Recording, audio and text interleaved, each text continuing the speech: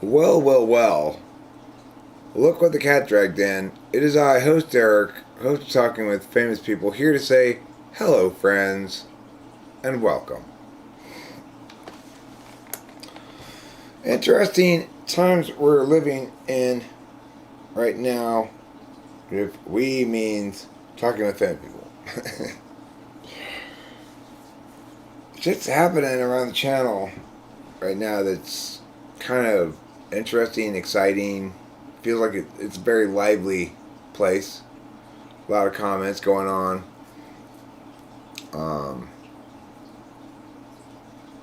You know, Dulles made a video about type police ethics. The funny thing is, I don't doubt that he thought, like, I might be argumentational about it a little bit. But I don't really object to anything he said in there. I don't agree with everything, but it's nothing I really want to respond to particularly. Mostly I think it's very interesting video and good analysis and whatever else. It doesn't evoke any particularly passionate response from me any in particular way. But except I would point out one thing. The only thing that annoys me about it is that he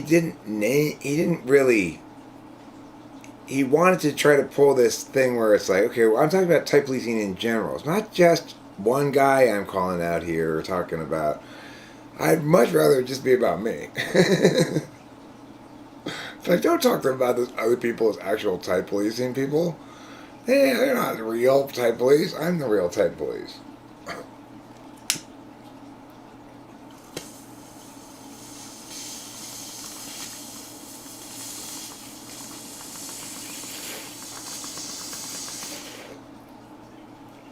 Although I do not feel the same way about his other similar point, which was that there are a lot of people out there who, like, say, type celebrities, put down what they think someone's type is on a personality database, and that's really a form of type policing too. It's unsolicited, non-consensual, one person putting out their opinion about another person. That's the thing. It's like, of course, the world can't function properly if you require consent from the person you have an opinion about to express that opinion. That's insanity, right? That's an insane dystopian nightmare if it were like that.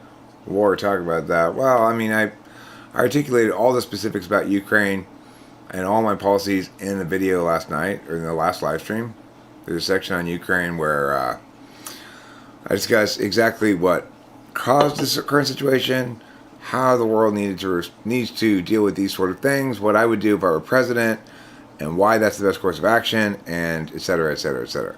So unfortunately, I don't really want to say it all again because I said it in the stream last night.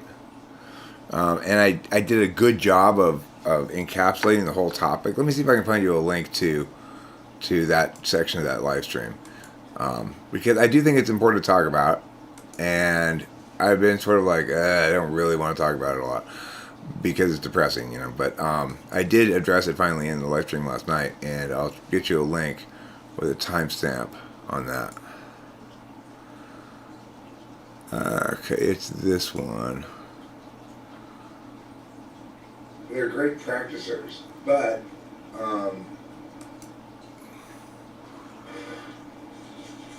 until I am. And everybody's a fuck of disaster called. Some of them were just what they were before the Soviet Union. Try as you might, just don't try. The very Eastern Bloc. Sorry. Eastern Bloc countries went back to some degree of independent countries. Some was split. Like Czechoslovakia split into the try as you might, split into Russia. just the very Eastern Bloc, little Eastern Bloc countries, went back to some degree of independent. I wonder what it's going to be about. I can't. Is that what it was really saying there? Yes. I do make music on my computer. Alright, I'm finding it right now, so I'm almost there. But you can use it without. Just, I have so many hours put into the current situation with Ukraine and. There we go. Share.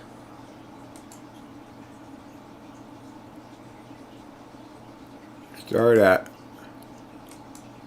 4014. Copy. Pow. And Pow. And Pow. And Pow and Pow. Sorry about that. I want to give this person what they want because I think it's important. So I found it for them. There. Yeah, I finished watching that Dolls video. I liked it. I found it interesting. I'm deeply offended to be one example of a category of thing called type police.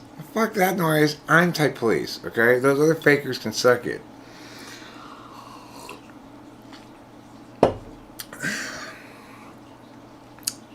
But other than that, I thought it was a great video.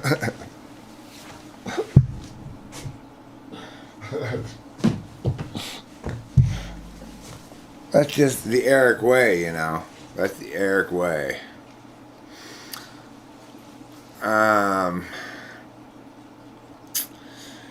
Yeah, I kind of go off on the topic, Annie, actually.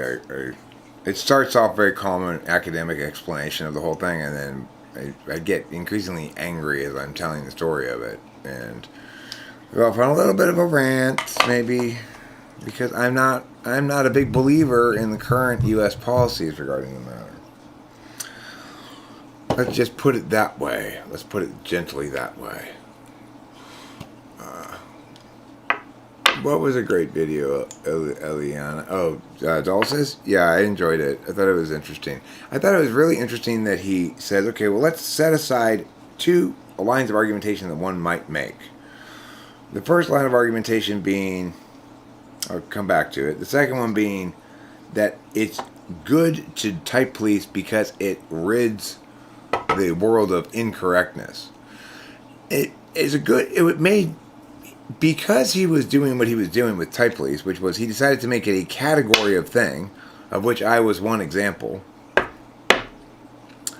It made sense for him to do that, to say, let's exclude this line of argumentation because it's only true if the person who's doing the type policing is correct, right? Type policing can easily enough be used as a tool of incorrectness disseminating. But what people find out when they try to be fake type police is that I think they didn't realize what they were getting into when they decided to take on that. I'm going to do it because I don't like Eric and I'm going to do it better or something. Of course, it takes some actual skills to successfully pull it off. And even then, you get shit tons of pushback. So, you know.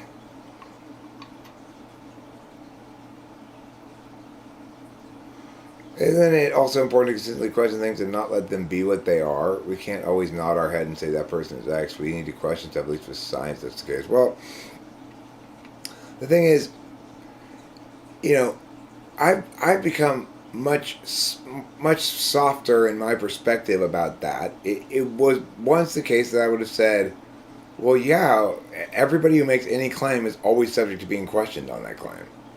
And everybody should expect it. It's a show of courtesy. It means you've been heard. But I understand that now more as an example of me projecting my frames. And so I get the fact that there are things about people and about life that one really shouldn't bring into question. I shouldn't really question claims about that you make about your emotions, right? I feel that made me feel sad. Really? Did it really make you feel sad? Explain, prove it. You know, what does that mean? That's that's not something I should question. You know, we all have to operate with some basic rules. We have to afford each other the right to own our own subjectivities. So, for example, if I say, "Well, I'm not really," uh, I would go out with you, but I'm not really attracted to girls with red hair, and you have red hair. You can't say, okay, but you shouldn't care about that, Eric.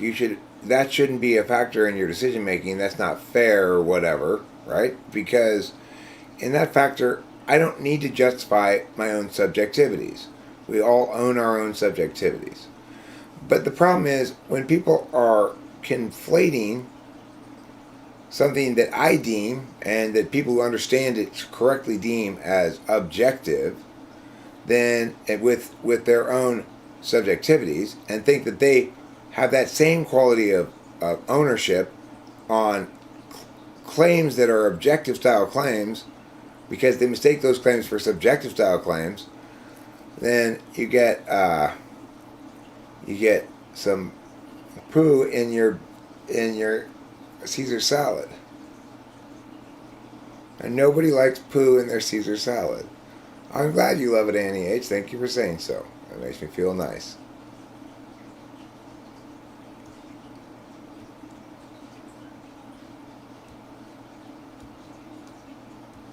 Yeah, I know. Hey, look, I don't actually. I'm kind of joking when I say I'm offended by the fact that he treats it as though I'm one of a set of things rather than like the guy. I'm kind of joking because I understand that ultimately his point, even if that were the case right now, it's not the case permanently. And it is the case that type policing goes on in various formats beyond just the official type police episodes, you know? The comments people left over on Melissa's page were more in favor of what you said than what she said in her reaction video. People called her out for getting ouchied. So ouchied. Hi Eric, what type do you think Melissa talks is at this point? ESFP? I don't actually know what type she is. I've transitioned from thinking about her type at all to taking advantage of what I would consider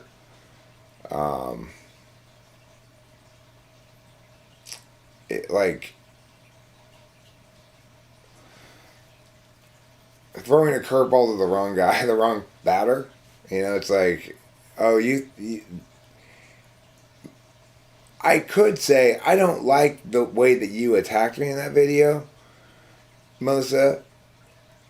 But the truth is, I loved it because it was fat, wounded deer walking right past my hunting blind.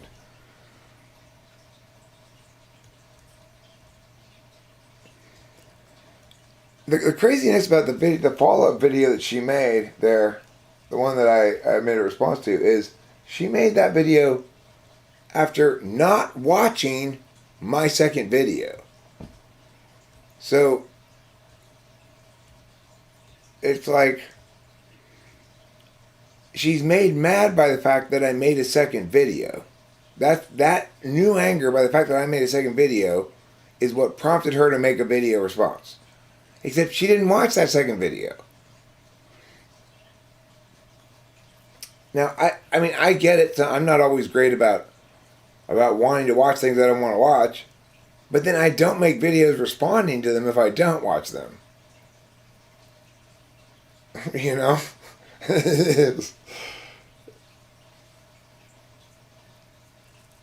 Elian Diaz says, when I watched the response video, I couldn't help but think it screamed FI all over. This is coming from FI Dom.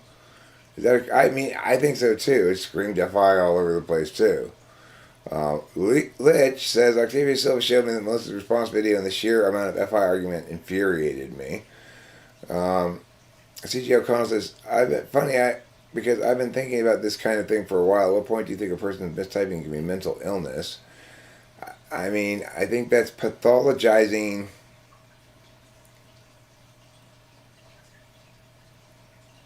Pathologizing. Um,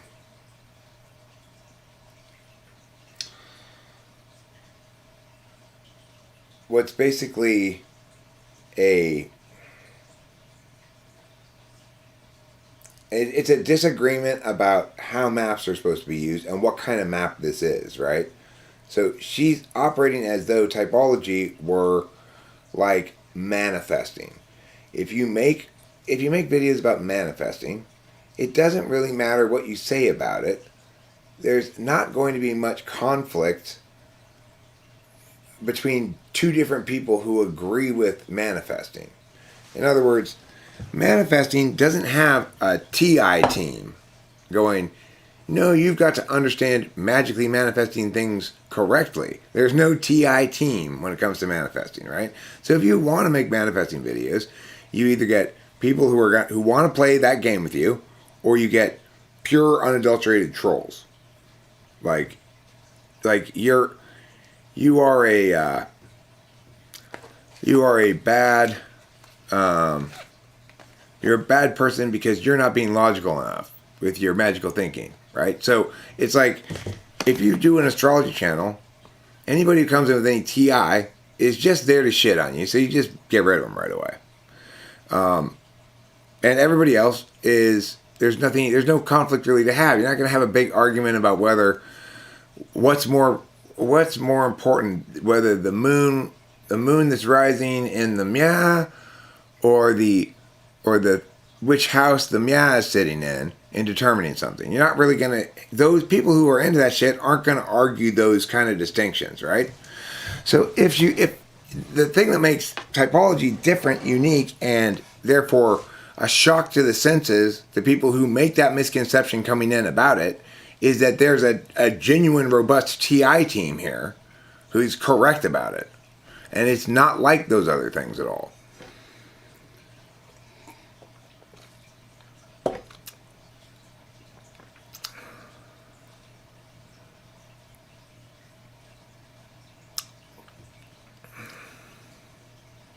Thanks, Anna5, who says, I really like the typing session with Joe. You two connect pretty well.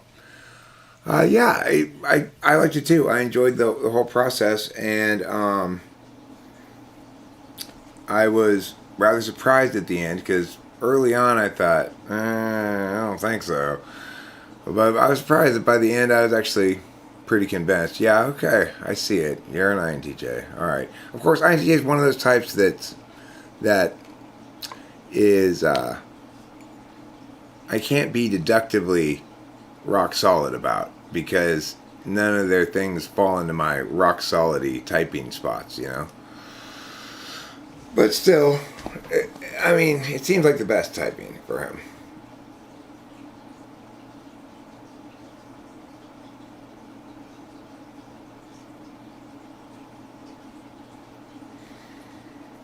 Well, the thing is, that's why I say what others might perceive as an attack, I see as fat, wounded deer walking in front of my hunting blind. Because that shit may work on a lot of people, but I am incredibly well defended against that shit by massive piles of evidence. So it's easy to defame somebody by accusing them of being creepy or something like that, unless there's massive piles of evidence to the contrary, a wide community which includes a lot of women, none of whom have ever said to anybody about me, that guy came on to me, was weird to me, treated me reductively because I'm a woman, or anything like that.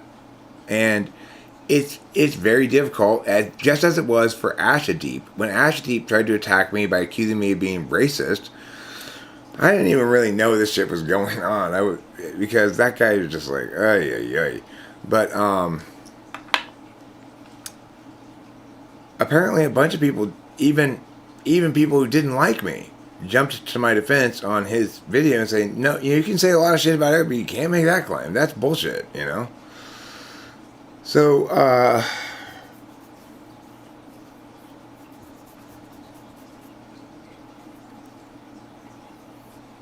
So it's like her strategy here, if she wanted to make any headway in actually attacking me, she would have needed to be smart about structuring the kinds of attacks that I'm vulnerable to. I'm not vulnerable to that stuff. And so it didn't work at all. So for me, it didn't feel like an attack so much as an opportunity to make a good video that was also exciting. Like I said at the beginning of the video, my adrenaline was pumping. And so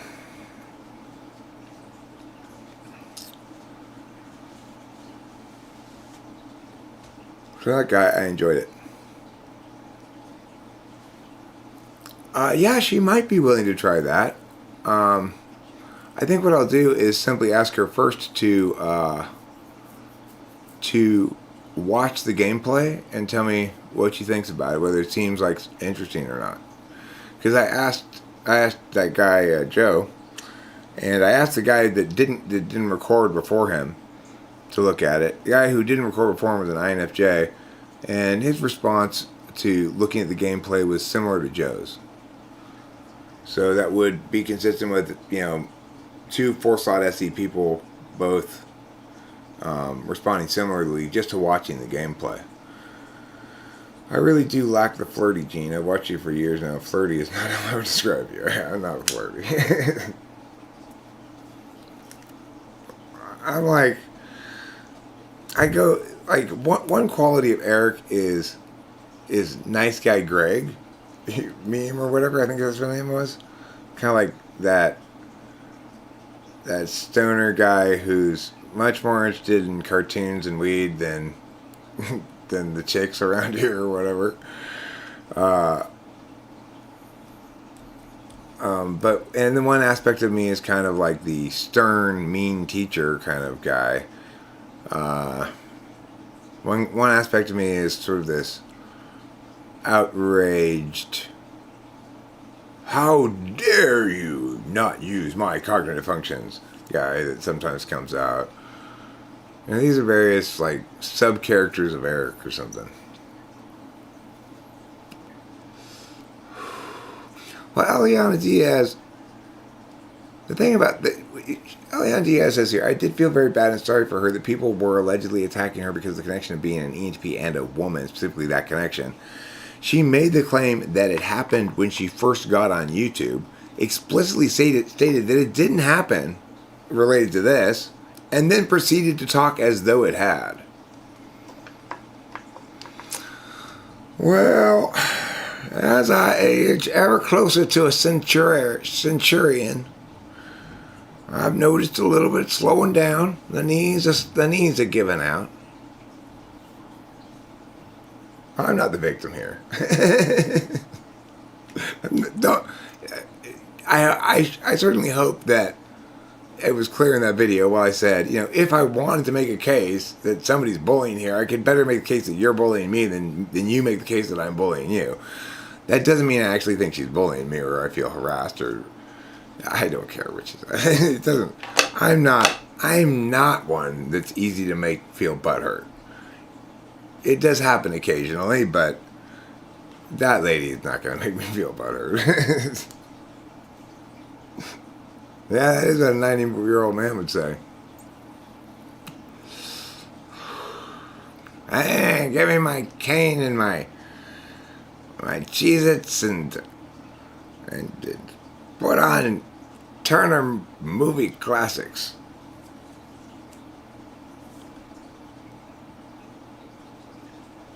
I can just only imagine unhealthy people that are severely mistyped not responding well to being type policed. Well, look at Marty, look at Ashadeep. Ashadeep didn't get type policed. Ashadeep sought out, with a great deal of effort from me, a free typing. And I don't know what was going on with him.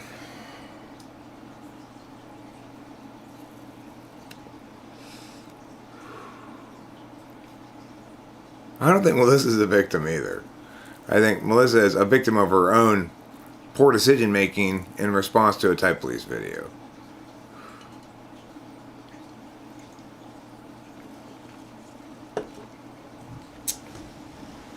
determining which fictional or non-fictional character matches my personality traits an FI or TI thing.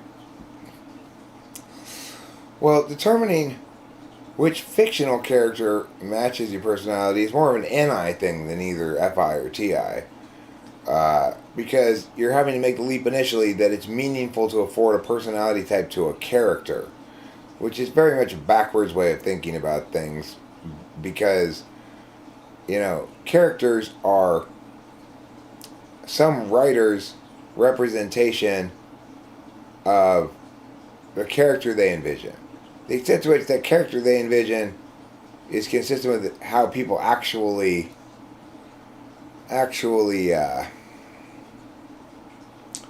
attend is, characters are less consistent than people. And Lich wanted to know if Sudoku is a TI game.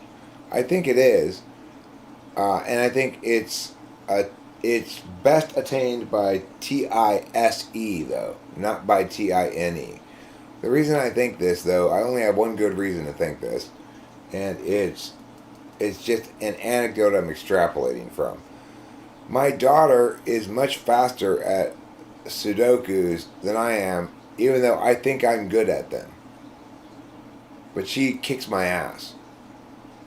So I'm thinking NE gets in the way of doing those things fast, but that they are TI things. In fact, I think Sudoku is a good example of how, where SETI has an advantage in something that people generally consider academic or smarty-ishness stuff, right? Because most of the places like that, NETI has the advantage, or it's equal.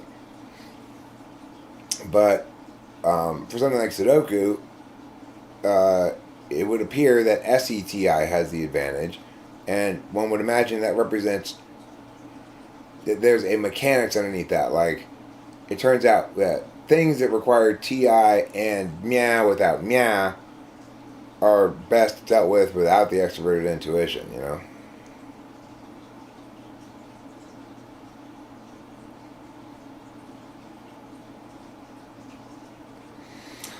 This kind of thing is happening because some types are perceived as better and some as worse, like ENTP and INFJ are perceived as the best types, so we have a bunch of people who want to be some type. Cracking the Cryptic is a competitive Sudoku YouTube channel. Oh, cool. Interesting. I didn't really know there was competitive Sudoku. It's interesting.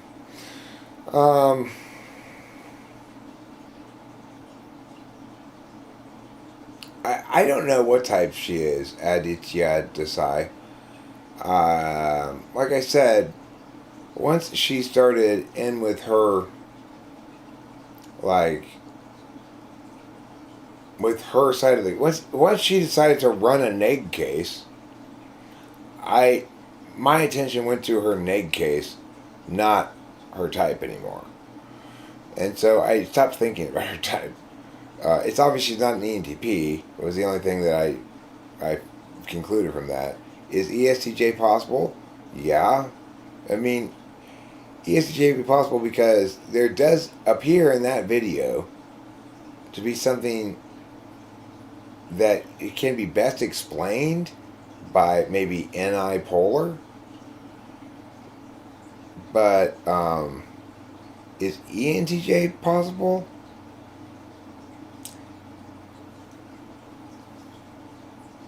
I don't really conceive of an ENTJ taking a week off of work and blaming me for it.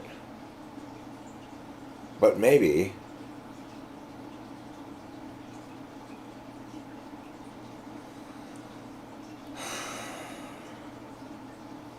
Well, it's hard to say whether it was TI polar. Because it's not like she displayed examples of, in other words, when not questioned by somebody, the other person's not going to display a lot of their polar because they'll always be taking some other approach to it. So you're not going to see me using FI really badly that often because I'm always taking different approaches to it. That doesn't mean I'm not FI polar, right? So it's kind of hard to say whether that was TI polar. The thing is, I would suggest that the most significant takeaway for me were twofold. One is that NI is an instrumental value for her. So it's in the 2, 4, 6, or 8. That seems almost for sure. Because, or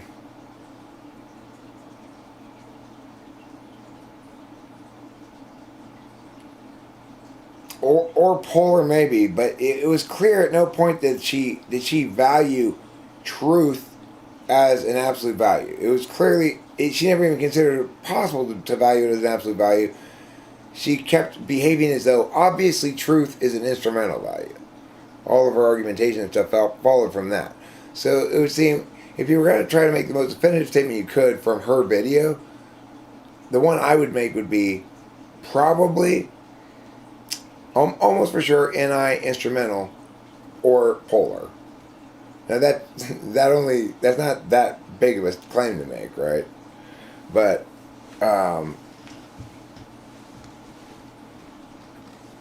there's a rejection of determinate external universal truths throughout the whole thing.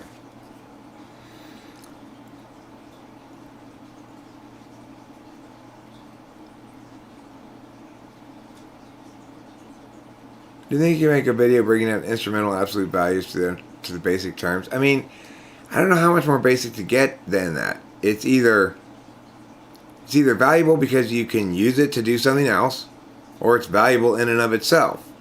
Like, when I bought these pack of cigarettes, I revealed that $20 I spent on 2 packs of cigarettes was only instrumentally valuable to me. Whereas these cigarettes were absolutely valuable to me.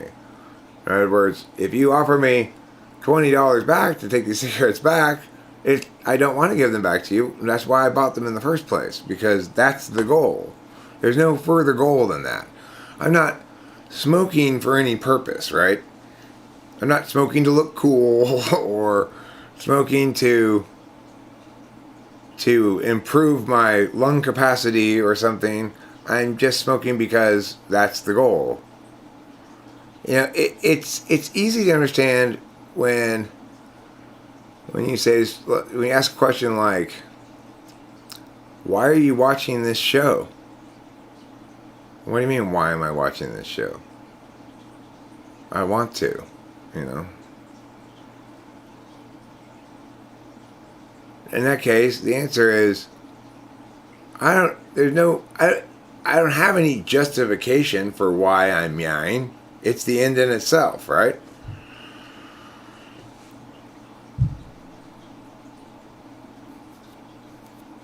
Absolute is odds and evens are instrumental, yeah. But the thing is that's tricky about it is from a third party's perspective, the second function is going to look like an absolute value in a lot of circumstances, from a third party's perspective. And the 7th slot function, from a third party's perspective, is going to look like an instrumental value because it's blind.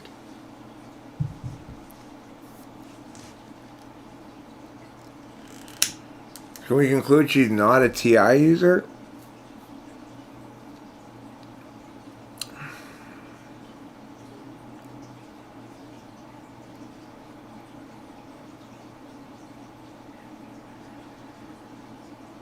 Well, I mean, we can certainly conclude that she didn't use logical argumentation at all in her video.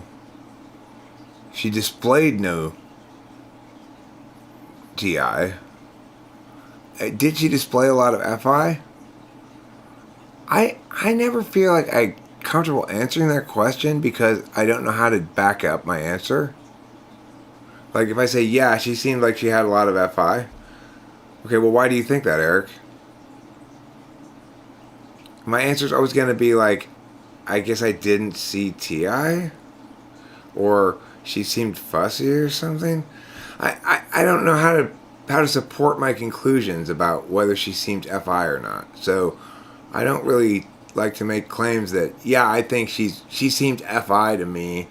I'll say it sometimes, but what I'm really meaning then is either she seemed not FE or something like that, or not TI.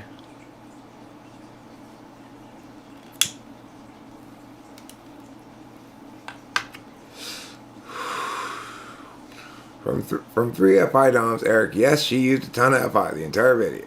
She's arguing from her feelings. She wanted to persuade by using how she felt. Fair enough. Oh, that's a good explanation for why she was FI. She wanted to persuade by using how she felt. That's an argument that I can get. I get that. Oh, those kind of arguments represent FI. Okay, great.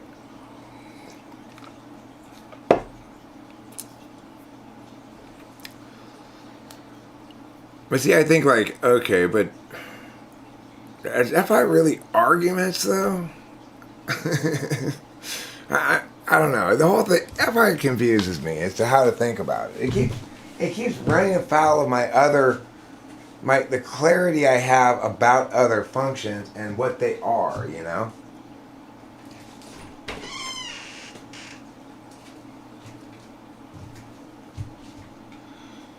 That's light is so bright, but if I don't have it on though, what will happen? Then you won't really be able to see me.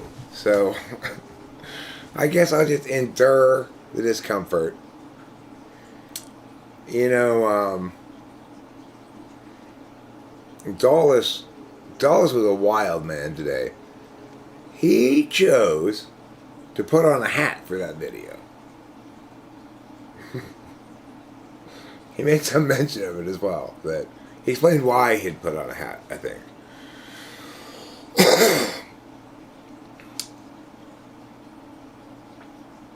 I don't like my ESTJ father because to me TI looks like people would rather have the truth and FI their feelings rather than the truth. Well, watch that Dulles video. He talks specifically about that. He talks about how in general society prioritizes truth over kindness.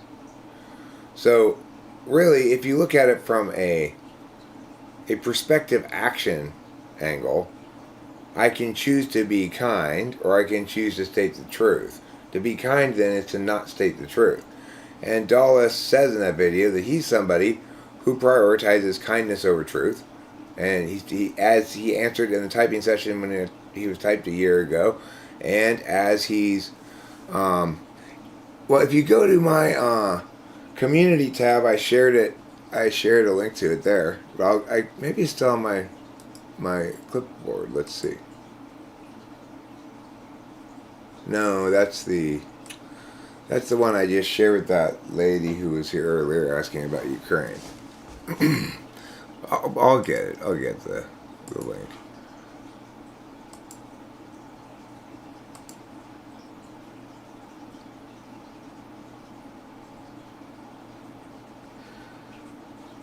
Yeah, copy link address. And then I'm going to meow as per meow. Followed up with an additional meow.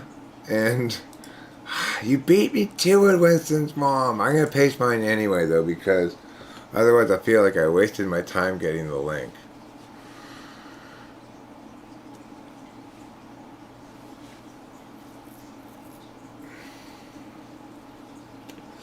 Finally realized today I wasn't even subscribed to Dulles. It's like, I could see how that might hurt. If I were Dulles, I might have my feelings a little hurt by that, because I do watch his stuff enough to subscribe to him. I just never thought about it or realized I wasn't subscribed. So I finally subscribed to his channel today.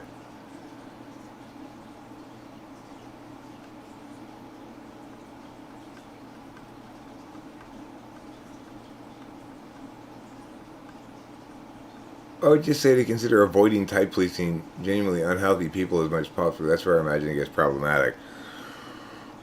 For them.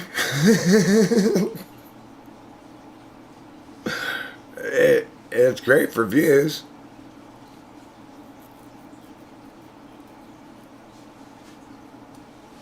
Oh, right. Kindness. Sorry. Kindness, right. Caring about people, right. Forgot.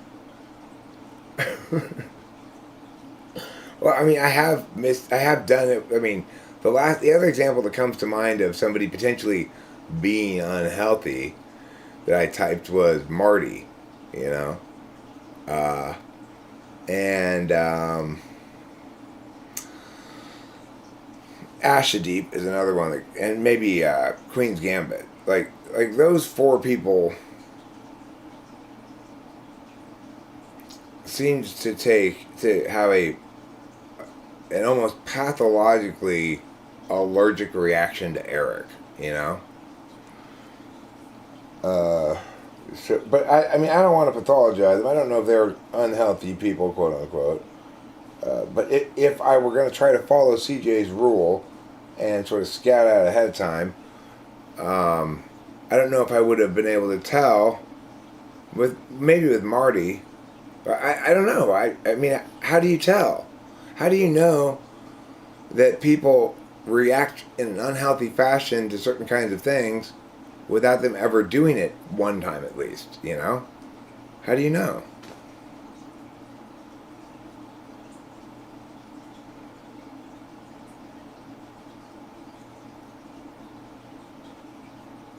Now, one might say, well, once you've determined that the guy seems a little unstable, then move on. Don't respond to their response at all. Well, no. If people say shit, I respond to shit, you know?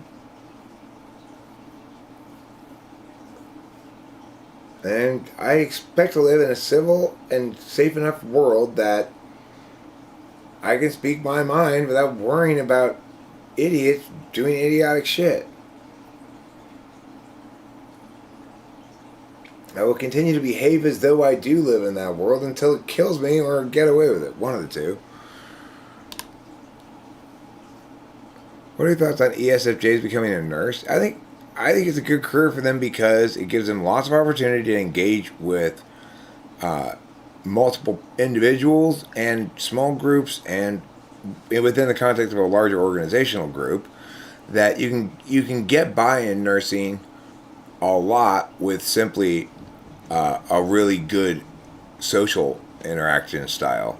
In other words, the vast majority of patients are much more likely to complain that if they don't like the nurse than if the nurse does a bad job.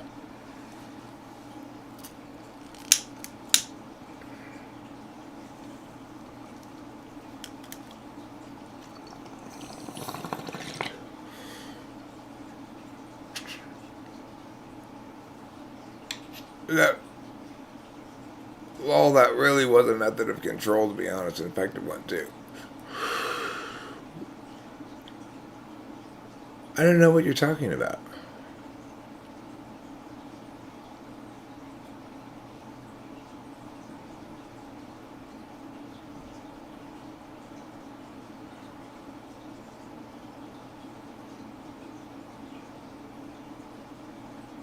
Well, that was really a method of control, to be honest, an effective one too. She wanted you to stop talking about you altogether. I don't understand what that means.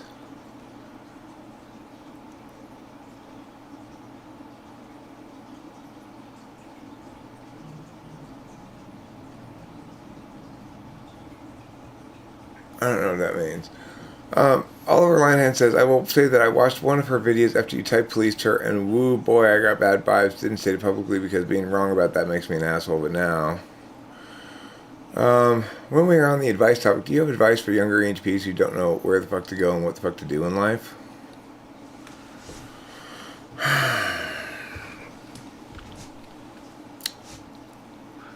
Try to be productive, even if you can't really prove that it was worth it. So in other words, see as producing something, even a failure, as something of a win. Like, try to get yourself to recognize that starting and half finishing something is not a bad thing. It's a good thing, and it's part of the process of starting and eventually finishing something. Is the typology your full-time gig? Not quite. Heartbreak Kid. Like today I had to work for a couple of hours with my student clients doing teacher stuff, regular education teacher stuff.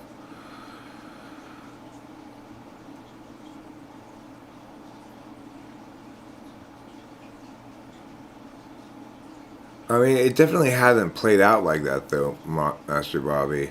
Like this has not played out as Eric versus the world at all. This is mostly played out as the world coming to Eric's defense, you know, which is nice. I don't expect it, but I like it.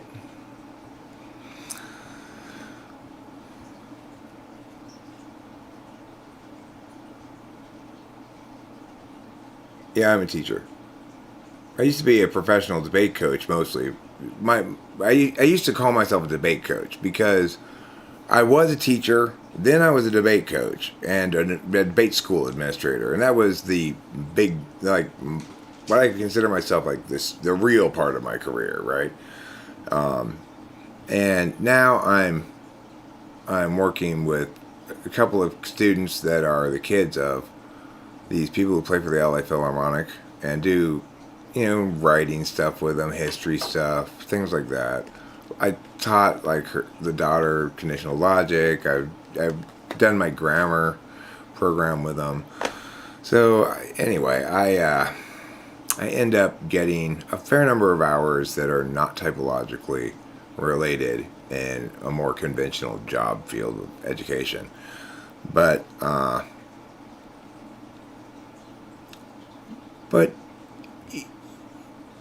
you know, it's like, I don't know if it would be the case that if I got enough more typology work that I could cut out that from my work that I'd want to, really. I enjoy working with those kids, actually. I like the family. We have a weird kind of client service provider intimacy. The mom calls me a lot and complains about her kids and shares her fears and worries with me, and she never listens to me because, of course, she's my benefactor type, and it's like she's never gonna learn how to be a better her from me, just as I'm never gonna learn how to be a better me from her. But still, I really do like that family, and I feel I've had this relationship with specific families before as a debate coach, especially because I started out with them as a debate coach too. I was their kid's debate coach, but now he's not doing debate this year, and you know. So I really like that kind of thing where you are where you're trusted enough as an educator that you're really brought into a person's family, and they call you up and ask you advice about things that have nothing to do with school or education even. I like that. It makes me feel good. It makes me feel useful, and it makes me feel valued.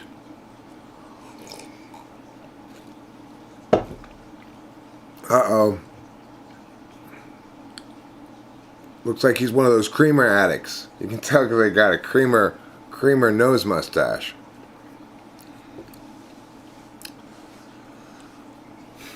Well, here's the thing, esoteric. So let's evaluate this statement here. Her life would literally be better in reality by admitting or being open to the possibility of being a different type. I mean, I think she's going through probably one of the stages of grief right now. You know, it is the case that this potentially mostly harmless bump in the road, had she chosen to just ignore the whole thing and pretend it never happened and make another video as though nothing had ever happened and not address anything that anybody says about it, had she done that, it would have been in her rearview mirror in a second. But she didn't do that, which is suggesting that that what's happening here is, denial and anger, and that somewhere along the line probably will come acceptance and grief, and then maybe a reset of her channel from a position of new understanding. It's possible.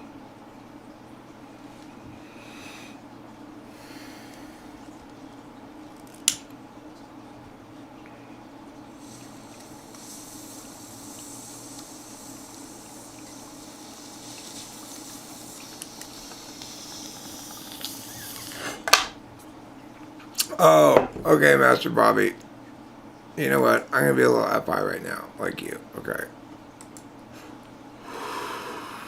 You want to SI passive aggressive me? I'll SI time you out. FI time you out, so fuck off.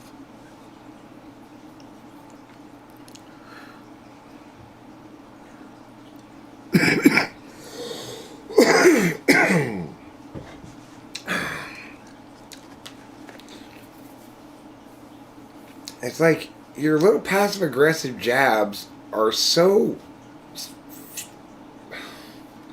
It's like you're rubbing your snot on me. It's like, ew! Stop!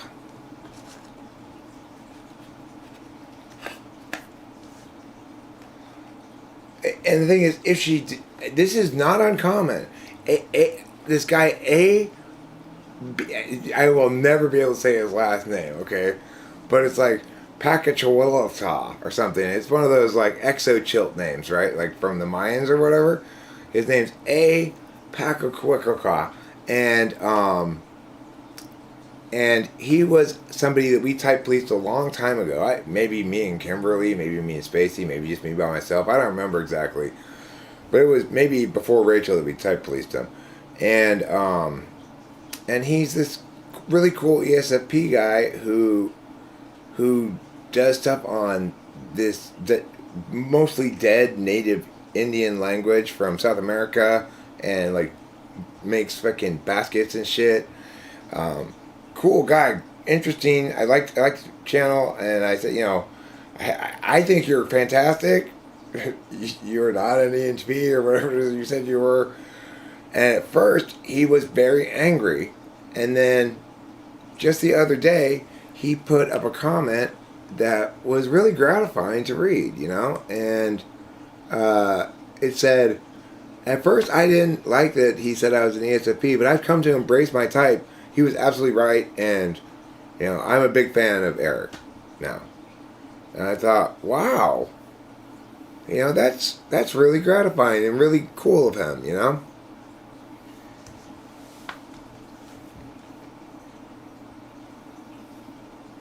She's pissed because now all of her clients will think she's just full of it. I mean, if they didn't before, she's got some dumbass clients.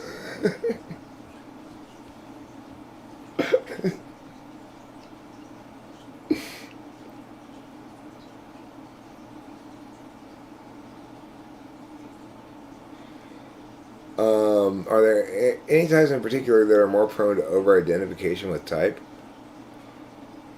Well, I would say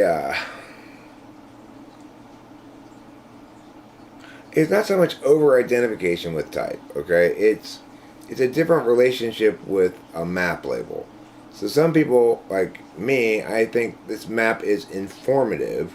It allows me to make more informed judgments and observations about the world. And for some people, they think it's attributive. Like, now that I've got this label, I get the attributes that come with this label or something. And for still others, they think this is just a pivot stone around which I'm going to build my meow. I could pick any arbitrary pivot stone, but I picked this one. And in that case, that's when you really run into somebody whose interests run afoul of their reality. So it's like they misunderstood that type wasn't arbitrary when they decided to start talking about it, established themselves a certain type, they never really cared initially that they were that type or not. They didn't realize that they had to be right about it, basically. So there's a variety of ways that people link to. They link two pieces of poo to make one larger piece of poo. Hi, Rachel, darling.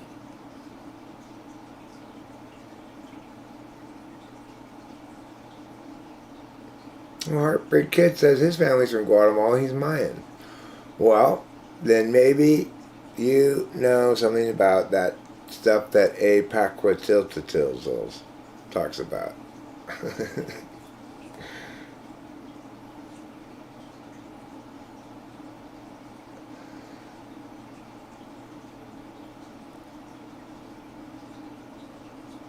And the thing is, it's like, when you look at something that happened with me and Rachel, you can see another way that people relate map and territory. So when Rachel had her serotonin syndrome event, she concluded somewhat correctly, fairly early on, that the disabling impacts of this were semi-permanent or permanent. Because she knew by intuiting about reality what she knew. And when she said that to me, my response was to push back. It was one of those rare instances where NI and NE are in direct conflict. Because my attitude is, hold on a second, we tell reality what to be. Reality doesn't tell us what to be. I don't like what reality is telling us right now. I'm not accepting this, and I'm telling a different story than this. And I will make that story happen, and we will figure this fucking thing out and solve it all. You know, it's like, this is an example of map and territory. I think I'm there to make the map. And yeah, the map's got to be true. Rachel thinks she's there to receive the true map. So usually we're fine, because I think my job is to make true maps. But I fundamentally believe that reality needs to fit my map when the two are when the two are in conflict. Reality needs to come over and fit my map, not the other way around. Some people think are the exact opposite. You know, when reality and a map are in conflict, the map needs to come over to my personal reality. That's what Melissa is saying, basically, right? Is that maps need to come over to reality, not the other way around. Except reality is the subjective thing, and map is the objective thing. Which is to say, reality is you're actually at the place and looking at the lake. That's your subjective experience. The map is objective, which is it's the way we represent it ideationally for everybody.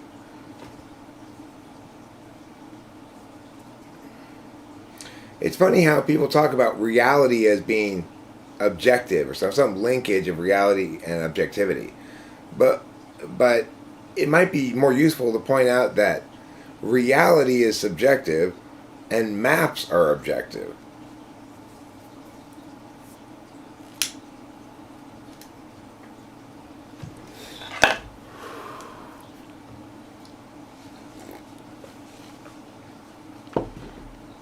You don't speak any dialects, well, you basically lost all of your history. The only thing you retained is a fascination for women named exochilts.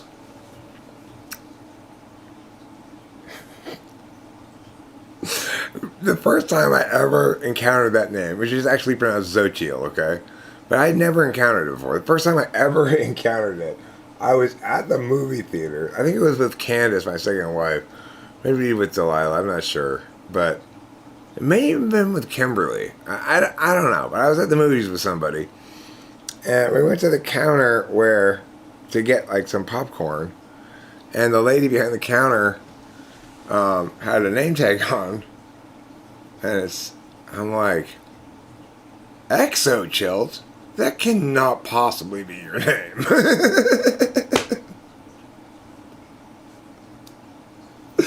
And she said, it's pronounced Xochitl.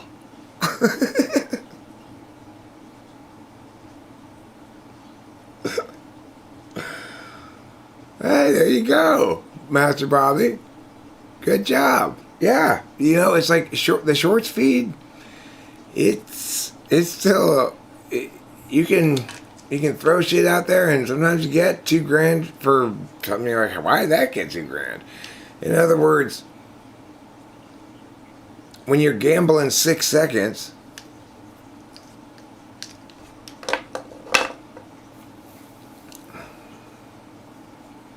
if I said I am black, am I right? Yes. If you say you're a woman, are you right? No. Those are different categories of things. Race is completely arbitrary and make-believe, whereas gender links to, well, has three elements: actual sex, your own perception of your gender, and other people's perceptions of your gender.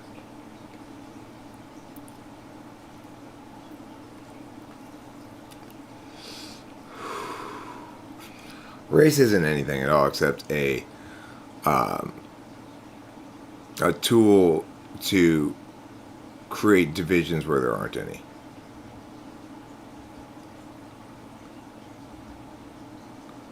I'm pretty sure the TL is pronounced as a kind of clicking noise made by touching the tip of your tongue to the roof of your mouth. You know, but wouldn't that make, though, Jonathan Masani, don't you think that would make a great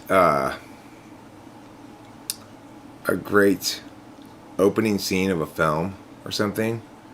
It's like if it's a story of like this girl named Exochild, and they want to sort of just show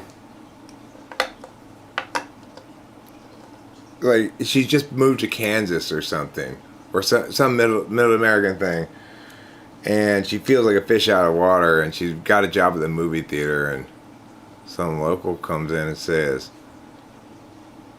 "Exochild? Well, that cannot possibly be your name." And she goes, "It's pronounced Xochitl. It's Mayan." Exochild. No, it's not. There's no E in front of it, okay? It's spelled just like it's pronounced. Exochild. Exochild.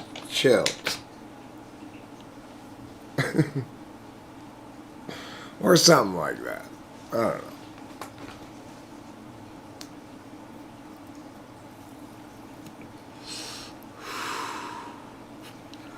Eric, has anyone ever told you that I look like Captain Spaulding? Who's Captain Spaulding? You mean from the Love Boat?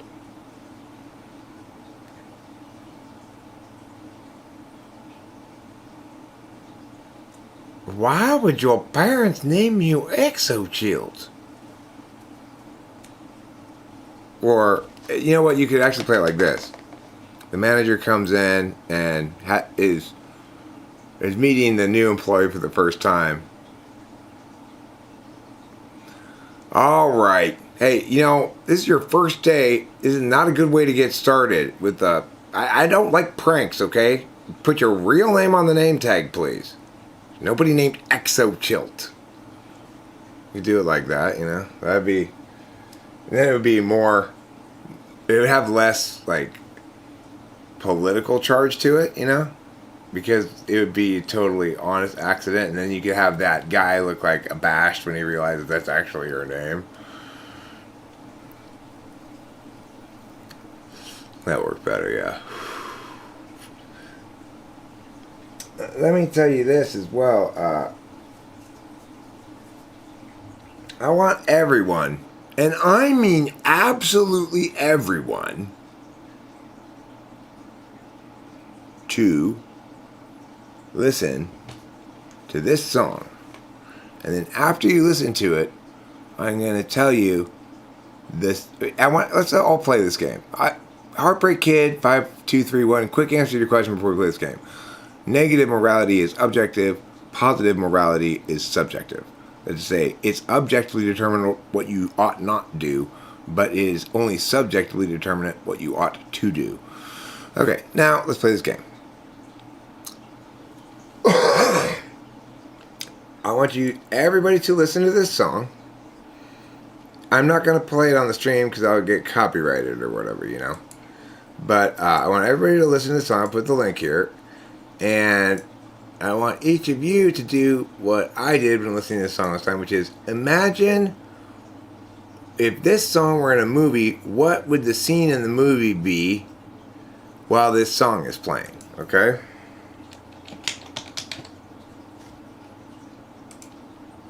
And I'll put the link to the song right now. Copy link address. And I'm going to put the link in the chat as per Mia. And then I'm going to mute myself and listen to it to encourage you more to listen to it, because there's not going to be any other sound going on anyway for the next, whatever, 3 minutes or something.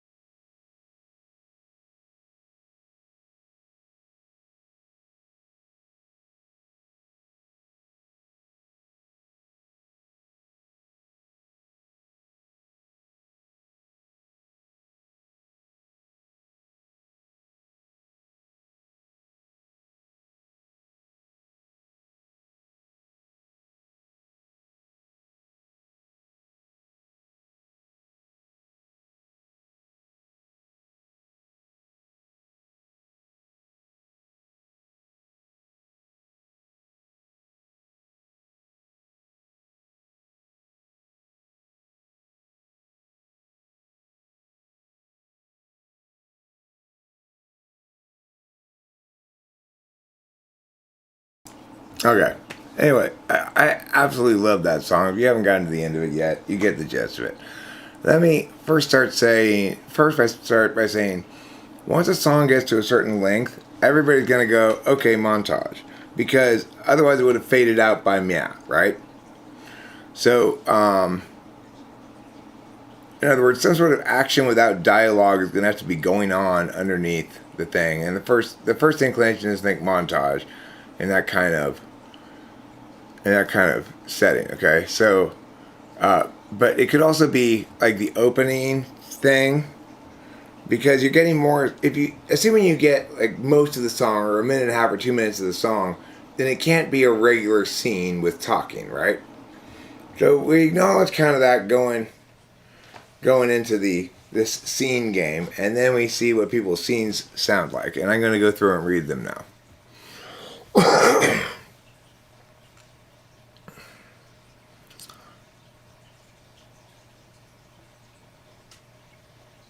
The new groove says mid to late 90s in San Francisco, where a group of rollerblading girlfriends are gleefully skating down to the local mall to catch some newly found STDs. I like it. I like it a lot. Oliver Lionhand says that he's seen motorcycles. Okay. Winston's mom says bumper cars, a bunch of girls having fun blowing bubblegum bubbles while they bump cars and laugh out loud. One is a woohoo girl and dressed in stripes. Girl's gonna bump hers. Trump got a high school montage. Boba Fett proves he has poor taste in music. Oliver Lionhand then, well, sometimes. It's not, he has good taste in music when he likes things that are mine. But he has poor taste in music, but he doesn't love that fucking La Tigre song. That thing is fucking kick-ass, dude. That is a kick-ass, brilliantly ahead of its time, put together little gem.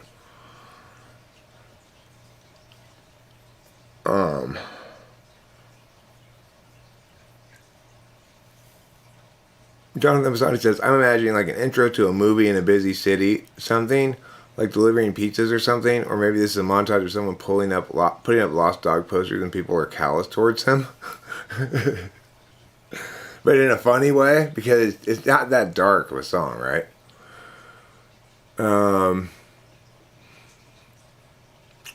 Anthony Reed says, it's an 80s teen movie with John Cusack.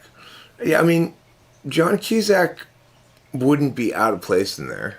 Even though it's not a very 80s song, it would go well with kind of like a retro 80s movie, maybe, rather than a legit one.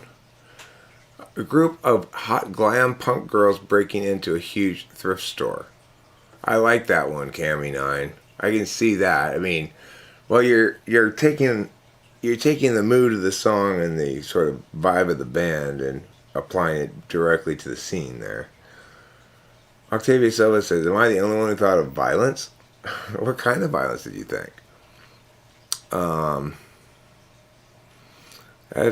Esoteric says, I was seeing high schoolers driving convertibles in transition to go into a party. Yeah, that's a fish tank you're hearing in the background. Correct. You're arriving, rather. Lich says the song is the opening of a horror movie where a group of dumb teens are setting out on a summer trip. CJ O'Connell says, how about a bunch of badass Chinese chicks kicking ass? Okay, so this is what I pictured when I listened to this song the other day, was your sort of stereotypical heist film, right? Call it, Ocean's 11 Casino, Goodfellas or whatever. Combo film, right? So, and in the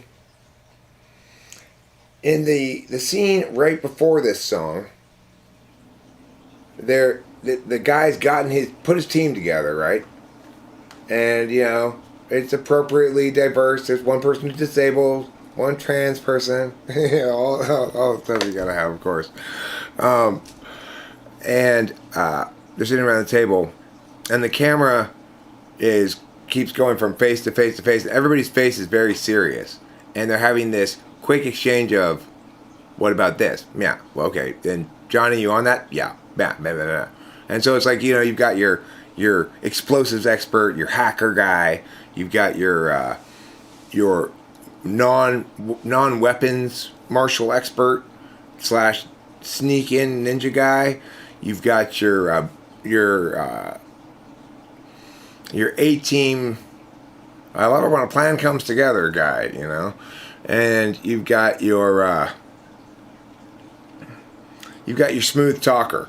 You got your smooth talker, right? So, okay, you've got all these guys. Now, then after this conversation where we're going around the table, and there's this really quick pattern of dialogue, which is basically them assigning each other various tasks and asking if they can do that or whatever.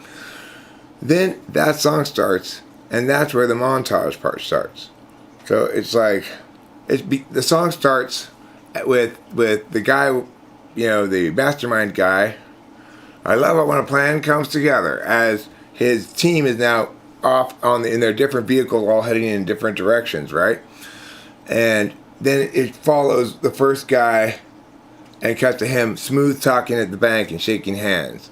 And then the next person connecting some wires to some bombs in some place, and then the next guy, they show him successfully setting up some hacking credentials ahead of time in some platform,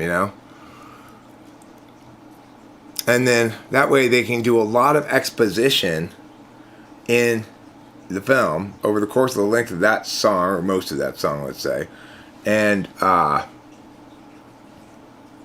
keep the audience's interest, because it's such a pop-in. So it just feels like, shit's going down. Everybody's doing their thing and shit's going down. And with a middle finger too, because it's got to be the heist guys, it's got to be the criminals who are for whom shit's going down, right? Hi, James Carolus.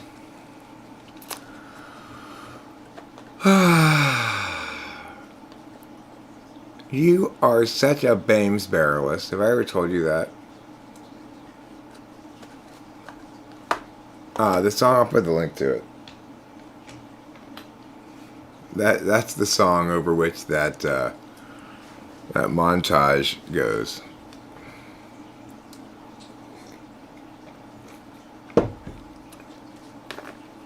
I mean, I've got a lot of feature films planned. Octavia Silva. I mean, don't forget about what's sure to be a Criterion Classic someday, Triumph of the Native Peoples. My documentary adult film of Sacagawea escorting Lewis and Clark across the Oregon Trail. Except it's an adult film, and Sacagawea is played by a white girl named Misty Meatflaps. And Lewis is played by Subtle Dick Brazen Balls, and Clark is played by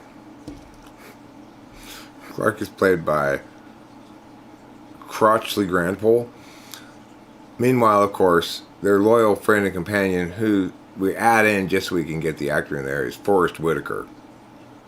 And Forrest Whitaker is Sacagawea's brother in the film.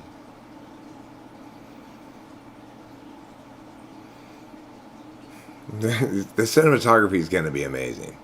It's mostly going to be sex scenes, but in between the sex scenes is going to be a lot of drone footage of America and the grand scope of the wilds and stuff,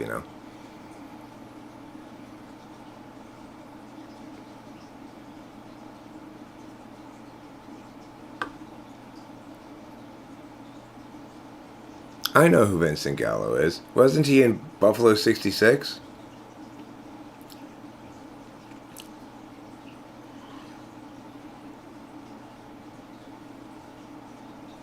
I believe he was in Buffalo 66, if I'm not mistaken. Yeah, Misty Meatflaps, Master Bobby. Misty Meatflaps is her porn name, that's not her actual name. But as a condition of getting cast in the role, she has to change her name to Misty Meatflaps, so...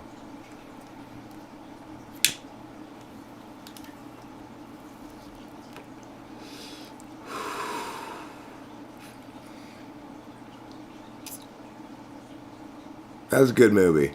A little dark, but worthwhile.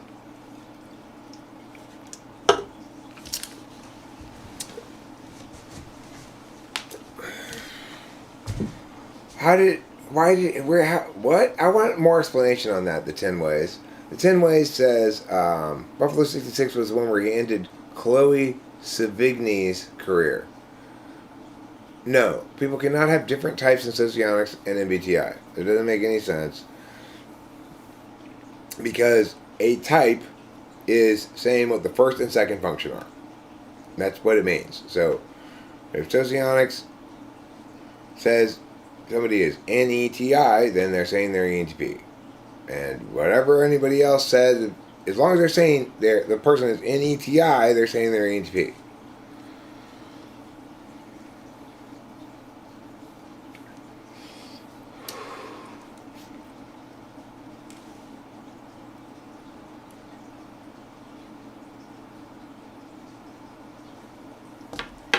Really? I'm curious because Chloe Sevigny. How do you say that name anyway? Sevigny? Chloe Sevigny acted as though she was giving somebody a blowjob in the movie, and that ruined her career? That's weird. Why would that ruin her career? Chloe Sevigny.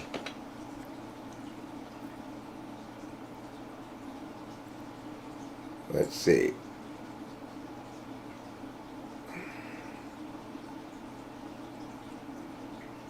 See what Wikipedia says about it. The Brown Bunny controversy.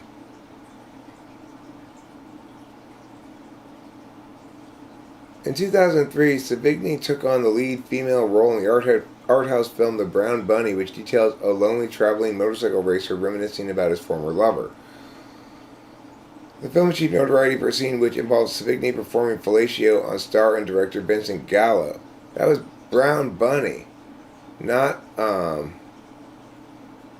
Buffalo 66. The film premiered at the 2003 Cannes Film Festival and went to significant controversy and criticism from audiences and critics. Additionally, a promotional billboard erected over Sunset Boulevard, which depicted a censored still from the film's final scene, garnered further attention and criticism. Savigny defended the film. It's a shame people write so many things when they haven't seen it. When you see the film, it makes more sense. It's an art film. It should be playing in museums. And she also says this. I've done it in everyday life. Everybody's done it or had it done to them. It was tough. Toughest thing I've ever done. But Vincent was very sensitized to my needs, very gentle. It was one take. It was funny and awkward. We both laughed quite a bit.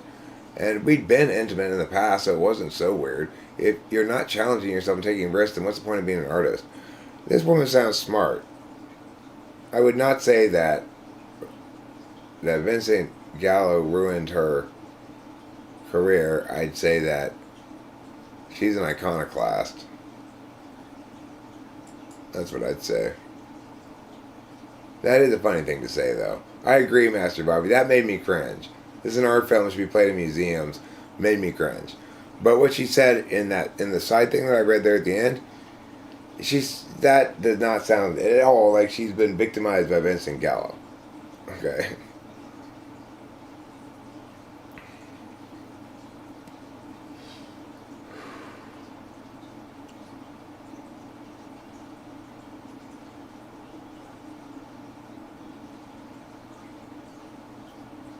Well, but, I mean, it sounded like they were dating, maybe. I still don't think they should have done it on film, but she's a rebel, you know? She's like, fuck off.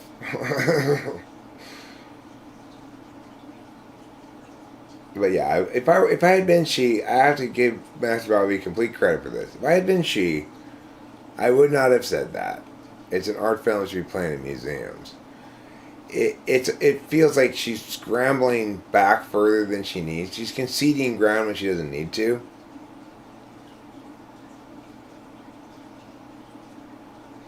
I'd say that was a poor strategy on her part. But, you know, we can't all make perfect narrative decisions all the time. Nobody can, you know. We all make narrative mistakes. So I'm not going to condemn her for being imperfect in her discourse. It's okay, Chloe Savigny. You can be imperfect in your discourse. I'm not going to condemn you because you said something kind of cringy. I've said cringy things before too. It happens. Happens to the best of us. I wonder if my Man's Chinese Theater short will get on the feed. It's just me driving by Man's Chinese Theater and saying, Chinese theater, racist theater more like it. The thing that makes it funny to me is, on the short, for anybody who knows my channel, they know that I'm being absurd or making a joke or whatever, right? Trouble. Oh my God, what are you doing in here? You walked right in like you owned the place, didn't you? Yeah, you did. You're right there. If I get up to try to show you him, though. He'll definitely run outside again. You're not allowed in here. Hey, mister. Hey.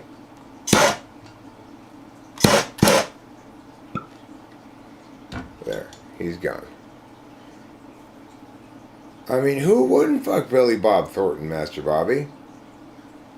They're the man you just can't resist. Especially when he's playing his role in Sling Blade. Hi, Chris Tyne. Hi, Eric Newcomer. I love your channel and your mind. Well, thanks. Thanks a lot, Chris Tyne. That's nice of you to say. Kitty's right here on the green chair, fast asleep, and she didn't even notice trouble coming in. Did I see this, Eric? Did I see what?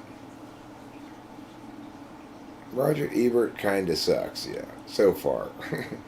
Don't worry, I'm sure I'll fuck it up soon enough.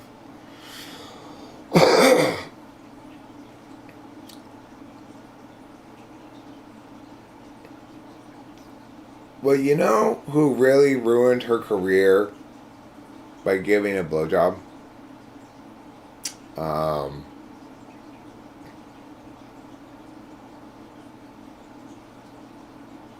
Sasha Grey. That's the name I was looking for. Sasha Grey gave a blowjob on film, and everyone's like, whoa, hold on there, lady. What are you doing? Oh, you want to paste a link? Yeah, sure, I'll make you temporary mod so that you can paste a link.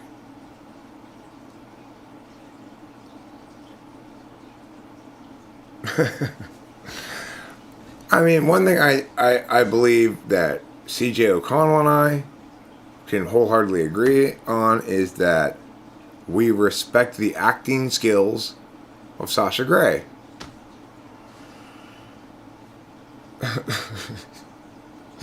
Yeah, that Master Bobby, that thing you heard was a joke from Tropic Thunder.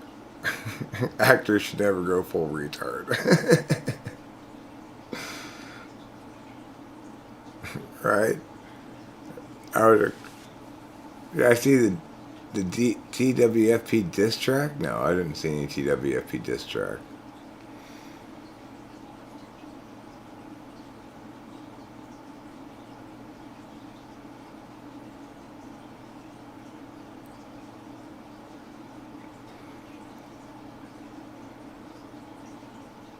Okay, thank you, Silent.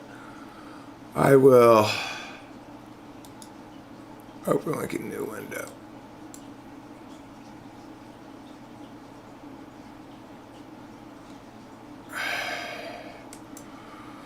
I hate the way that I am not able to push links from the chat when I'm live streaming because YouTube makes it go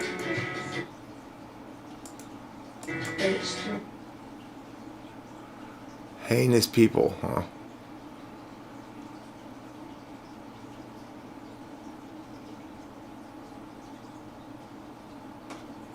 Oh, he's got the lyrics. That's nice. I don't have to listen to it. Somebody call an EMT, please, for this EMT vagrant. Police parading troll from the basement. Put him in a cold sleep like I'm Bo Peep. Left him face down on the pavement. Alchemical assailant, sonic surgeon versus a sadist. My versus your facelift. Woo, guess I'm doing him a favor. Lord knows my channel's a favorite. Now tell me what's the latest. Type police are out here taking statements. Screw your affidavits. I've watched what you're claiming while I await my arraignment. Things like, sorry, not sorry if I seem too abrasive, but mistyping fallacies are flagrant. There are too many agents of misinformation. Hurt feelings, get your premises upgraded. Okay, coach, so you know you're known for debating. So why the hell are you so unpersuasive? Good question. Because really you're just turning tricks for payment. Earning clicks while debasing the very platform which made him. Let's turn this crooked pig to bacon. If you cared about the aims that you're stating, you'd take a little time for contemplation and acknowledge complications and limitations. Instead, all we get is narcissistic inflation. Eric for America 2024 ain't it amazing that I'd rather be enslaved by a race of reptile greys straight off a spaceship. Have you ever seen a nerd going apeshit? Saying Francisca lacks Effie graces. Bet your own tongue is a bitter pill to taste then. A medicine best taken for your petulance. I get it, you're the YouTube veteran while I'm the newcomer in the Letterman. Knock, knock, knock, you're a joke man, let me in. A wordsmith, I make cursive from serpents. Avada Kedavra, I cast it in cursemen. What I make's entertainment while you're barely adjacent. I'm the Corleone cologne to your marijuana fragrance.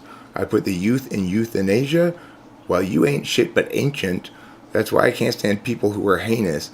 Go dancing with the pigs, you can't walk away stainless. I mean, it's unsurprisingly wordy, you know.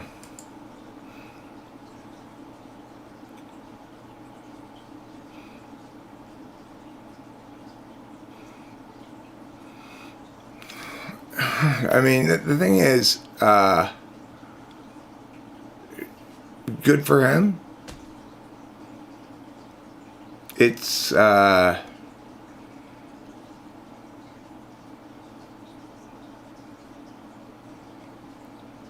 I might have to make a track back.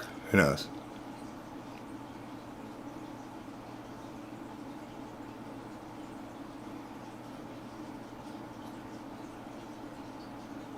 I mean, I guess if I were going to make a track back, I'd say, let's talk a little bit about aesthetics. You know, that's not a good rap, right? That's not a good way to approach the thing. He's it's too wordy. It doesn't make any real points. He does a sort of arbitrary expected. I'm an MC talking about how I'm better than the other MCs and more clever, right? Stuff. The, like, battle rap canards, I guess you'd say. So,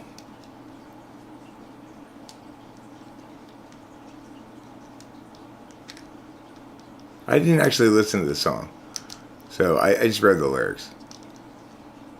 I don't want to run afoul of copyright stuff, and I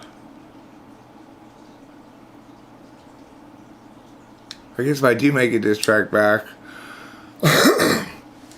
I will have to listen to his song to see how good it is, see how hard I have to try, you know.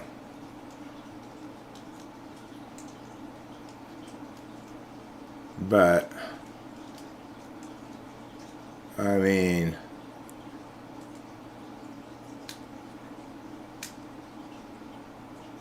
it's what I expected. It's what I would call NTP rap, you know. It's not. It's like,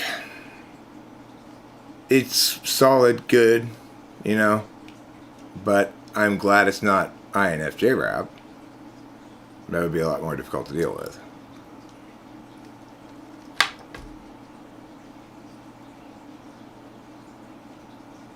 Because there's not really a takeaway, right? Having read all the lyrics, you can see he's done a good amount of work, but what's the takeaway? I'm old and ill-intentioned, right? But it doesn't really work because I'm not ill-intentioned. Well, because they wouldn't make the mistake of,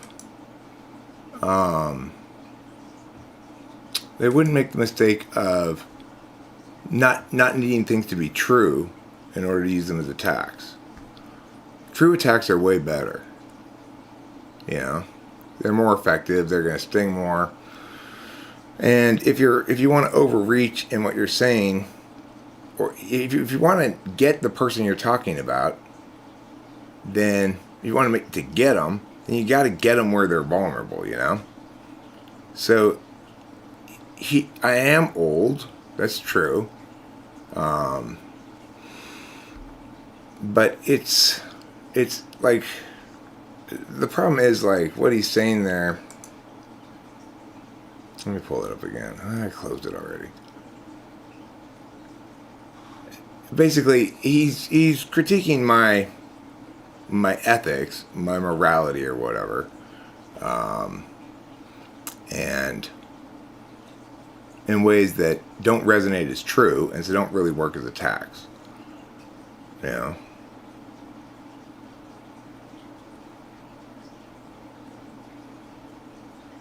So,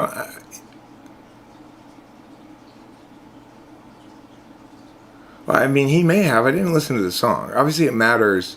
It matters significantly how the flow is. You know, it's not just the lyrics themselves that are going to be determined on that. So it may be the case that he did. He did an excellent job, but again,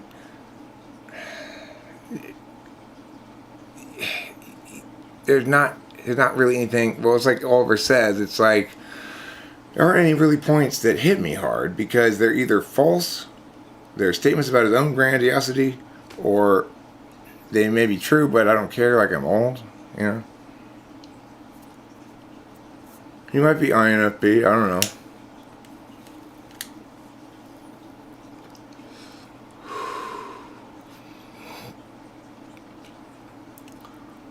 I mean, Michael Smith, the thing is, I'm not overanalyzing. I'm not, it's fine. If he killed me with it, if he just fucking killed and nailed me, it'd be fine. I don't care. I don't mind being the subject of a diss rap.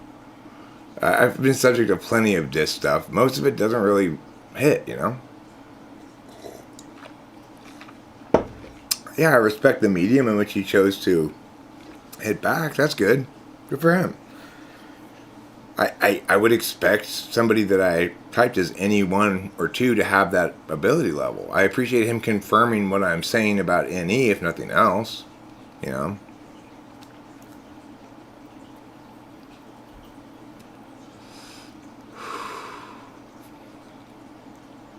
So...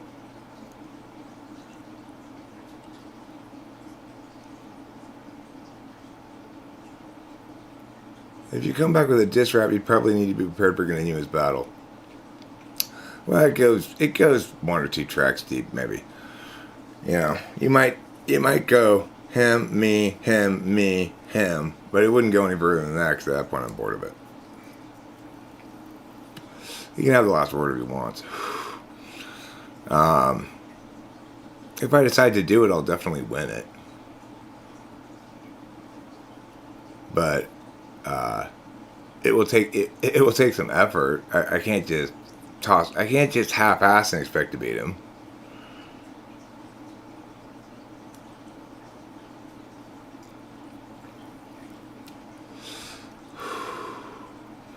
And the other thing is, if I were going to be really effective in trying to diss him back, then I'd actually probably have to learn some things about him, which I'm not really interested in doing. But my approach would be to meta up and to say, basically, okay, just the whole song would be an aesthetic critique of where his diss track fell short, or something like that. That would be a much cleverer and better way to do things.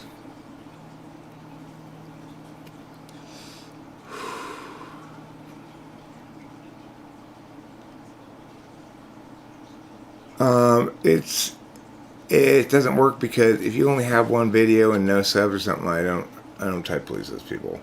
It's like Dolls was saying in the video earlier tonight. I try not to type police little random people who've made a few videos about something. It's like they don't need me coming down on them, or the grief that apparently comes with me. I don't mean to bring grief down on people, but the thing is, what I do like and find exciting is the amount of energy around here. You know, there's a lot of energy around the channel now, and I don't like the adrenaline thing that happens that frequently. Like when I was reading those lyrics of that track, I was getting the same adrenaline thing I was getting when I was watching Melissa's video, which is basically okay, yes, this is definitely an attack, and I'm going to have to figure out what to do about this. But you know, it's like you realize, oh shit, it's on, and you get that. It's a little destabilizing for me to have that happen like twice today already. You know, if that's the regular order of business, I guess I'd probably get desensitized to it pretty quick.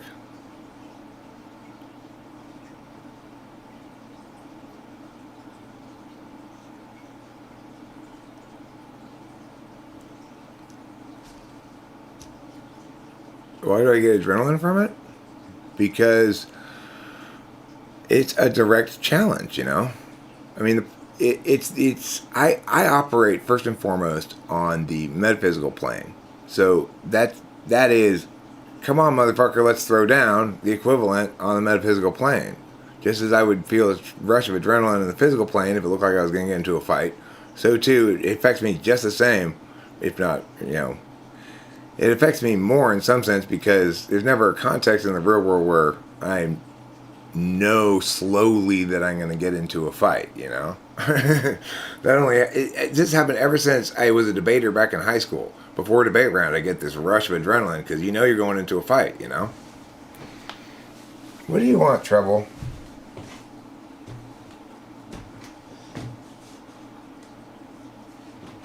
Don't you have food already? I'll give you some more food. Here.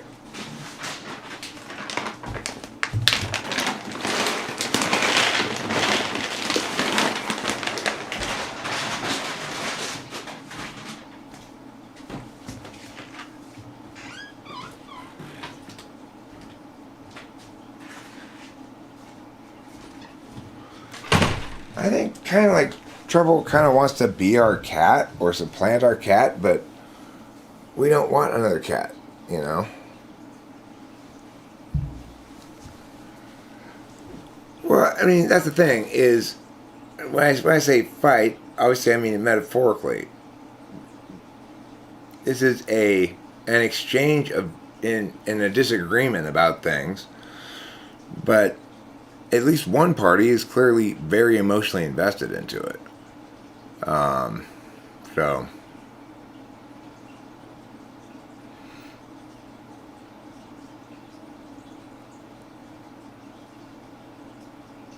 no, as I've explained many times before, I don't like to fight. I don't like to argue. People go like, Eric, how can you possibly say that? Because it's true?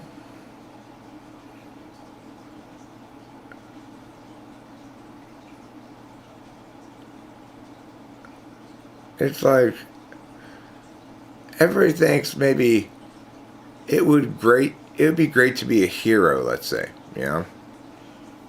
Like to rescue people from a burning building. But can you imagine if every day presented you with a sequence of opportunities to rescue people in dramatic situations? I mean, it would be emotionally, spiritually exhausting.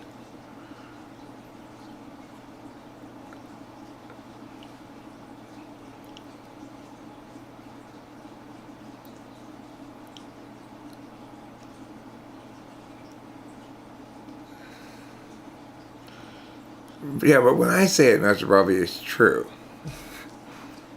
When you say it, you're misrepresenting the word like.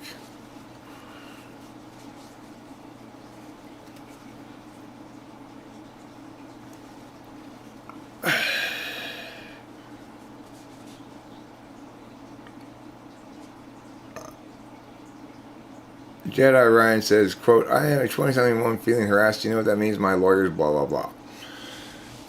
Yeah. Wow. The thing to note is that wasn't even responsive to my second video. That was just responsive to the fact that I had made a second video, which you didn't watch.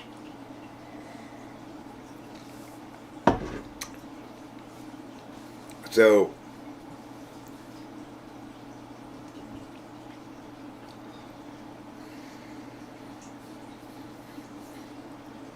That's the kind of crazy thing about it, is she was made that mad not by anything I said, but rather by the fact that I said anything.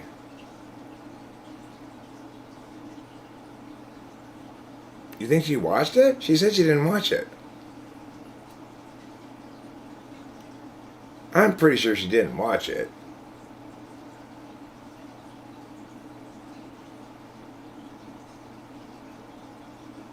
Now, I don't like to type police people who don't have a channel where I much prefer to type police people when they have a channel and they're positioning themselves as talking about MBTI shit as an example of a given type. Like, I'm an ISFP and I'm talking about ISFP shit. That guy we typed police the other day, he was actually an ISFP, and you think she was lying when she said she didn't watch it? If she had watched it, why didn't she respond to anything I said in it, though?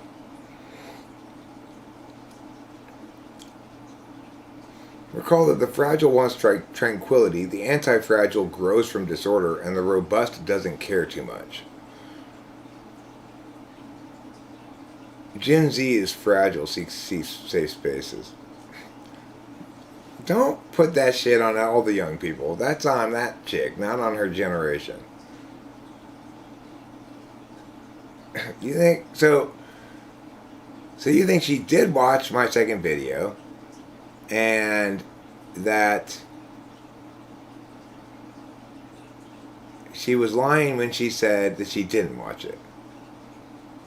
Because if she responded to your point, she knew she would lose the argument.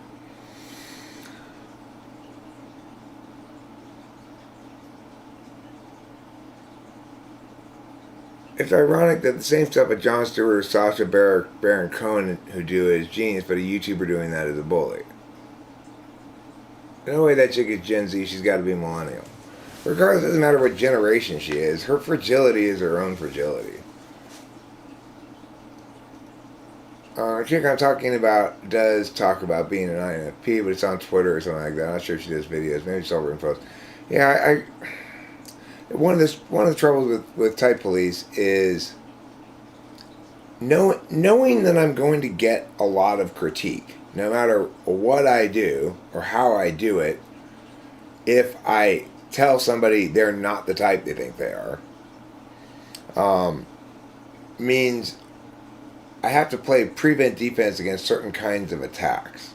So it's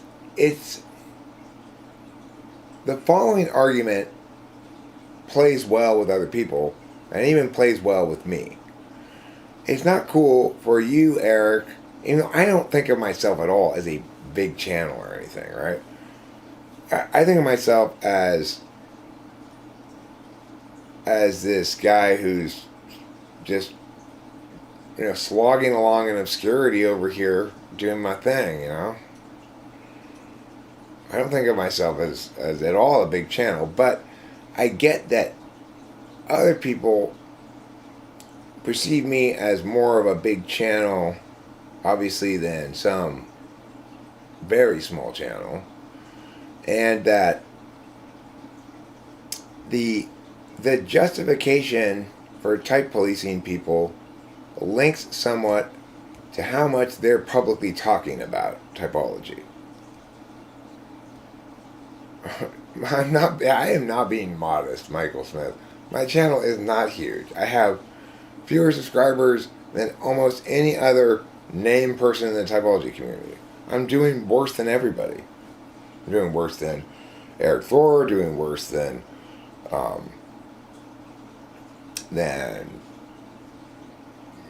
like CPT, I'm doing worse than Megan Laboda, I'm doing worse than you name it, pretty much. If anybody's been around typology at all, or even a little while, I'm doing much worse than they are. So I don't know why anybody would think I'm a big channel. It's like I don't think of Eric Thor as being like some big channel or anything, but he's got like 5 times the subscribers of me. I do think of Frank James as being a big channel. Check out John Lurie, or the John Lurie of typology. Okay, what does John Murray talk about?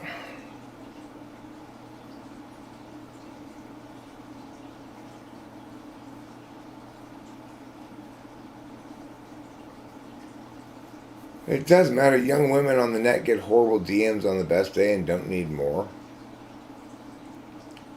I mean,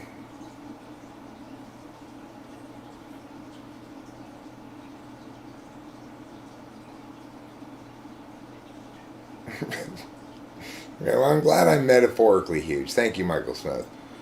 It's better than being neither literally nor metaphorically huge.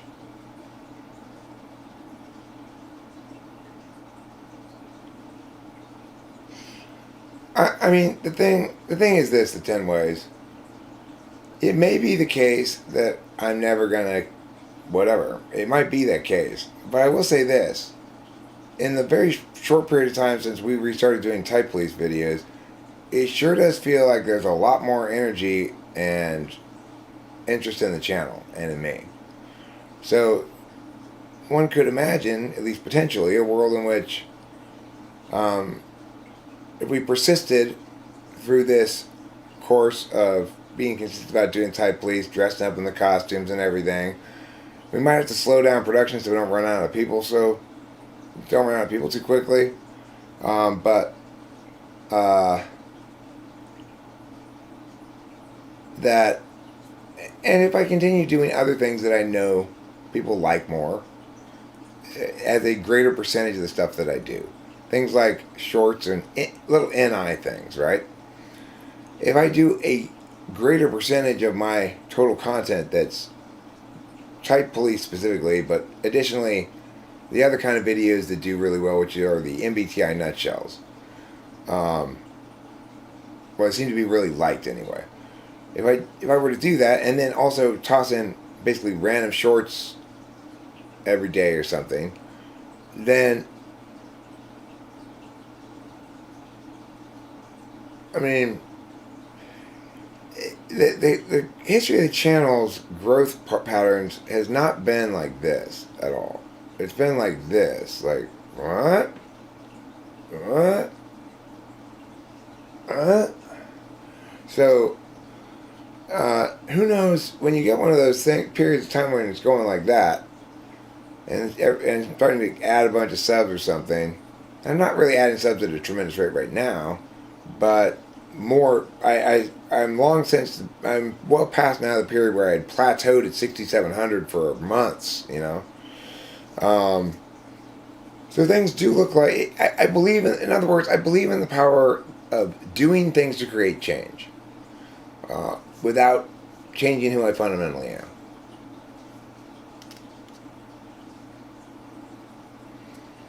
Chris, the way I see it so far is, on your channel you are actually getting to the truth, which you explained absolutely. However, people in the audience are very slow to accept truth. That's why I'm here. I actually trust you to get to the real truth, whereas with others doing MBTI typing, I get a disingenuous vibe. 10 Ways says you can do fictional characters or something. I mean, there's a lot of other things I could do, potentially, to improve my performance of the channel, but the bottom line is that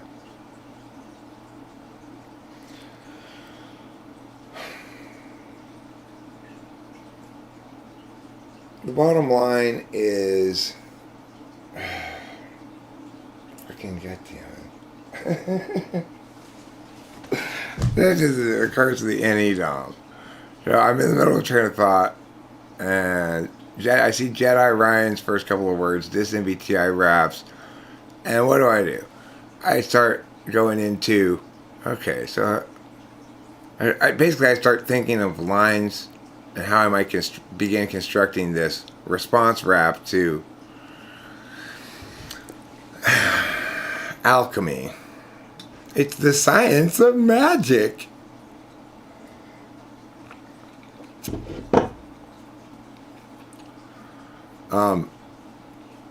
So am I going to make a response to that guy's thing?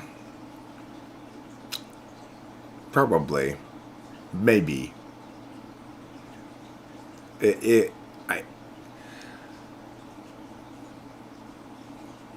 I'm not going to I'm not gonna rush it. So it depends how long I feel like making a response to it. I'll think about it for a while. I might put down a few things on pad and paper or something.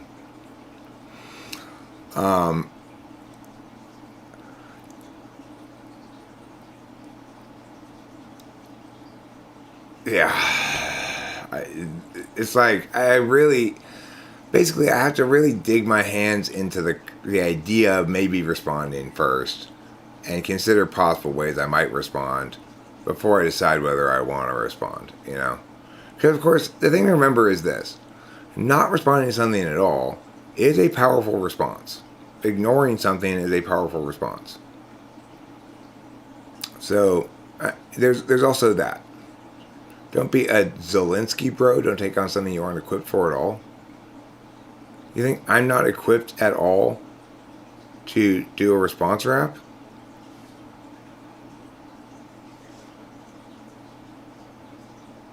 Okay. Challenge accepted. I don't know who a Zelensky is, but...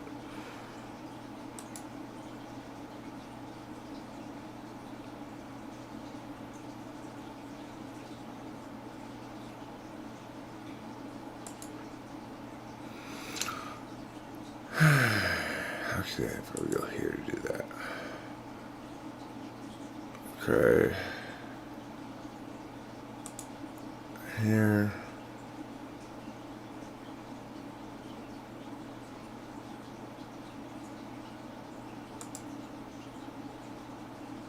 Once upon a time, a long time ago, I was a little kid walking out in Snow, except there wasn't no snow here in Southern California. Too warm for snow, but I don't want to bore you with the weather. Whether or not you find it clever or boring or love it a lot, think it a pleasure or poor or lacking a plot. It's cold, it's a chore. No, it's more. It hits super hot regardless. Let's not get too up and caught and laying out just exactly what it's not. Cause laying's not falling out of the cot. Back to the story, back to the top. Once upon a time, a long time ago, I was walking all around when time was slow. Except I wasn't really walking cause I rode my bike. And if I wasn't doing that, then in a car ride, or I stay inside, apply myself to scry magic scissors, cause my god was a wizard. Fighters were lame, wizardly spells put fighters to shame. Let's not mistakes make the same again, Jane. I swerved out of my lane again, Jane, like the time I fell off the cop. Back to the top. Once upon a time, a long time ago, when middle school loomed there before my toe, and nobody knew then what now they know, isolated in a time below.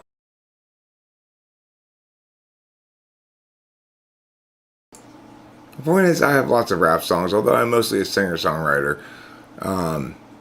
That's just the first one that came to mind to play. Additionally, in case you need further evidence that I'm perfectly well prepared to respond to this fucker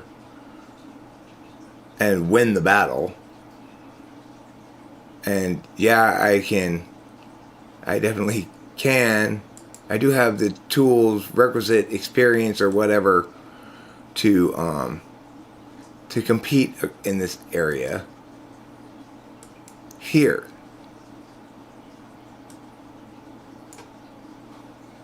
my 5 hours of freestyling about MBTI live stream.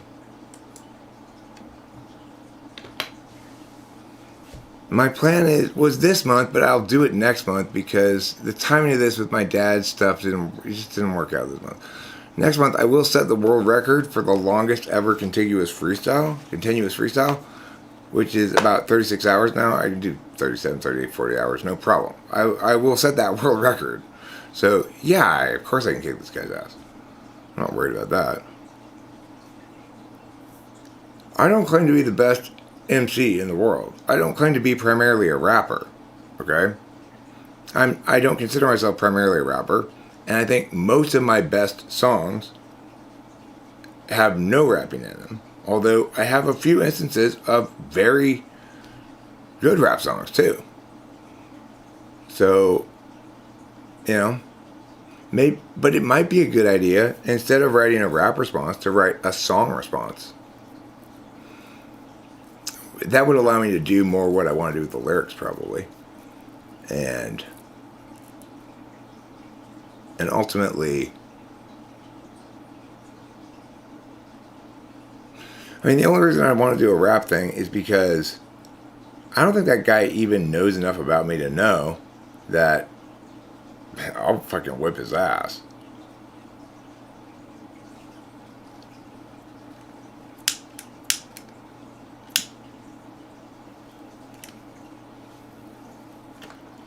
I ain't afraid of no ghosts.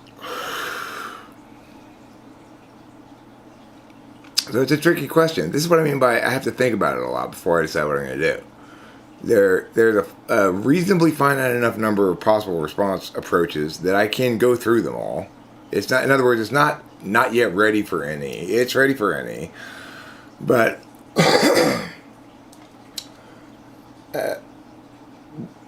by the time I'm done with that process, we'll see if that process produces impetus to actually act on one of those courses of action or not.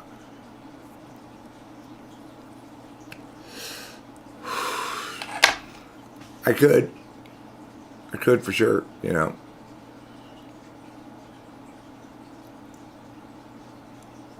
Well, you know what I could do, Oliver Linehan, is, which would be great, is start with a rap diss track that, and then at some part in the middle of it, pick up the guitar and do the second half of it as a song.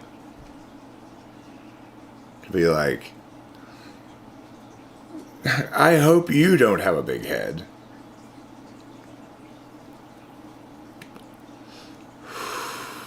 Because you clearly did not look into me at all before you made that, you know?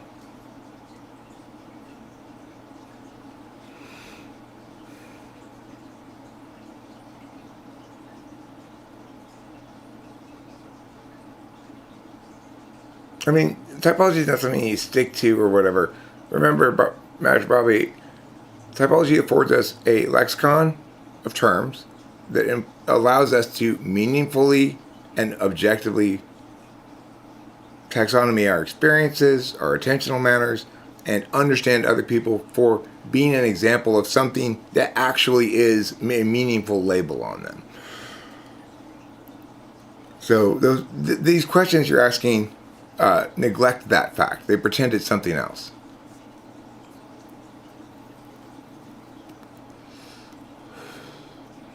Well, yeah, obviously if I'm going to upload it at all, it's going to have to be winning. So it's like, because the thing to remember is this. The default of me ignoring and not responding to it at all, in other words, it's just beneath my response, is an effective response. So there's nothing wrong with it if it defaults out and settles into that. From my perspective, there's nothing wrong with me just ignoring it. No, I definitely answered your question. What I'm saying is you're attempting in your question to frame it for something that it's not. And that won't work with me. You're never going to sneak that stupid shit past me. Never in a billion fucking years.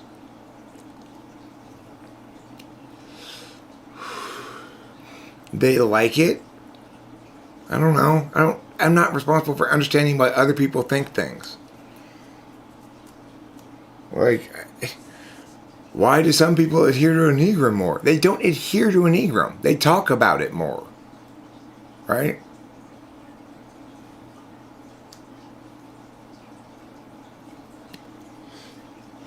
People who talk about Enneagram more than cognitive functions are probably people who prefer their NI without the TI. You know? They don't want their truths reducible. They don't have to justify shit.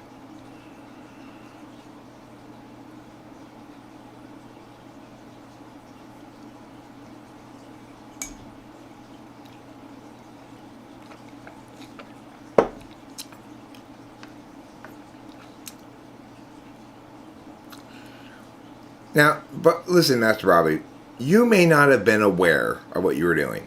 So let me concede that point right now. I don't know if you were aware of it or if you're just so frame locked that you do it without being aware of it.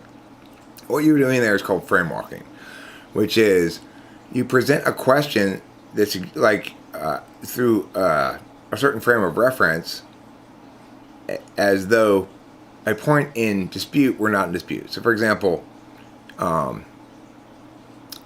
were to ask you a question, are you wrong because you're trying to be wrong, or are you wrong because you're stupid? I'm frame walking in the sense that I'm asserting with my question, implying that the fact that you're wrong is not within any question. That's not in any dispute. So that's what you were doing there, whether you know it or not.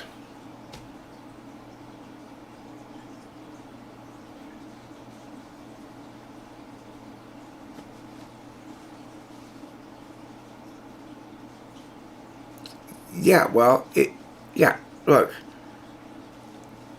you are being passive aggressive, whether you're aware of it or not. So you can choose to listen to what I just told you and explain to you about how either your frame lock or willful, just sort of dishonest presentation, whether it be whichever of those it is, causes you to do this thing that is disingenuous, argumentationally weak and icky and ugly and not cool.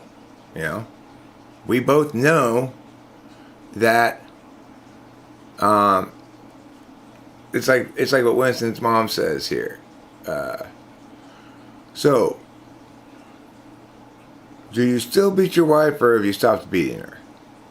Well, if the answer is I never beat her, I never would, then if I allow myself to get frame walked, I go, I don't beat her anymore. Wait. But, so we both know then that I don't beat my wife. So when you phrase it like, did you stop beating her yet? I'm not going to be fooled by that shit. Ever. And yes, you're trying to fool me whether you know it or not. If you don't know it, then I'm sorry. This is a learning opportunity for you. If you do know it, then stop lying.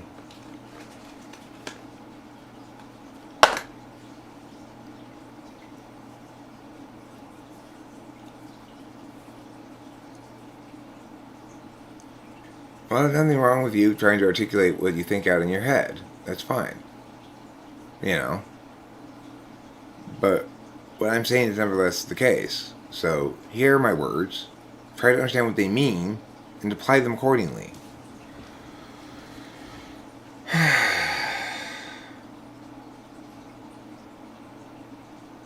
Right? People say, look, so the thing is this. I actually don't like to fight and argue. Master Bobby said, I say the same thing about himself, right? But I actually don't like this. I don't want to have this fight and argument. But at the same time, it's not acceptable to let Master Bobby think that he's pulling this shit by anybody, or if he's unaware of it, then he needs to be alerted to the fact that he's doing it.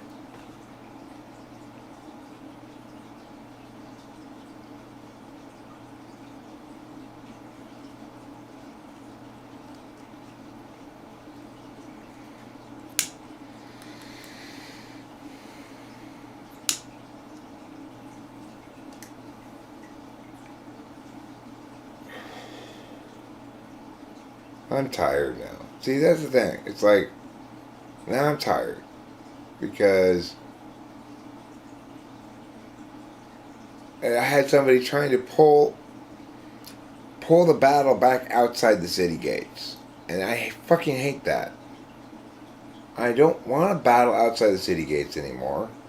I've already defeated all the armies outside the city gates. Let's battle inside the city gates where it's productive.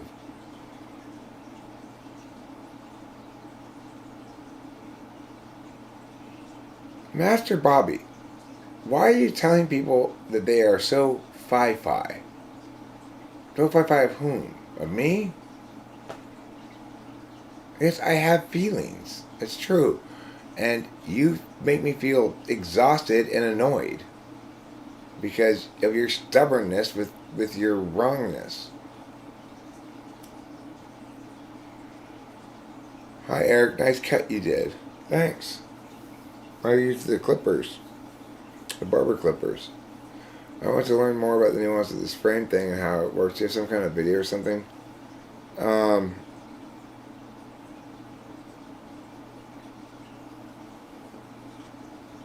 Well,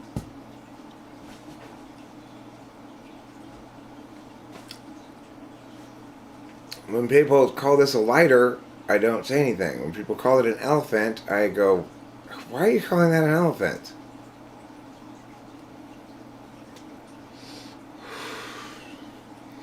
So, the frames thing.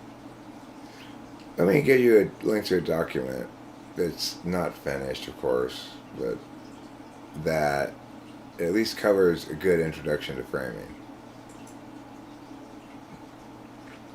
And that's written for maximal general understandability.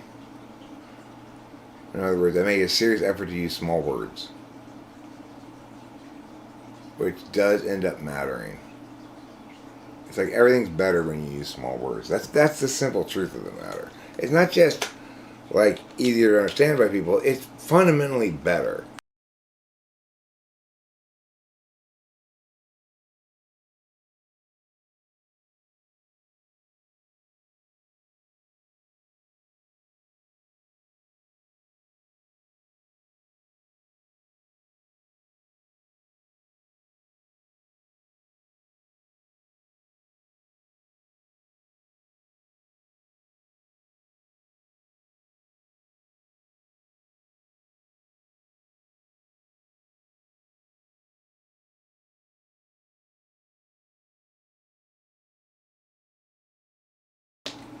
My bad. It's because I got the down arrow as mute mic.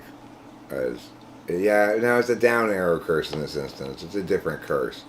That's why. All right. So this document here is called it's called Frames, Fields, Objects, Vectors, Instrumentality, and Attainment. But beyond the title of it, it's actually very not fancy. Okay, it's not meant to be fancy. So hopefully it explains things pretty well. Actually, let me bring it up in a window capture and look at it together for a little bit. It's kind of a good document.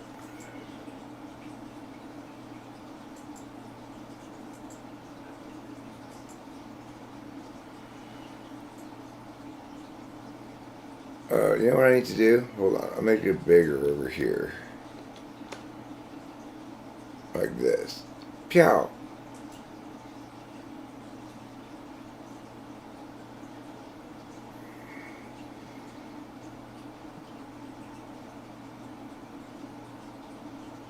Frame.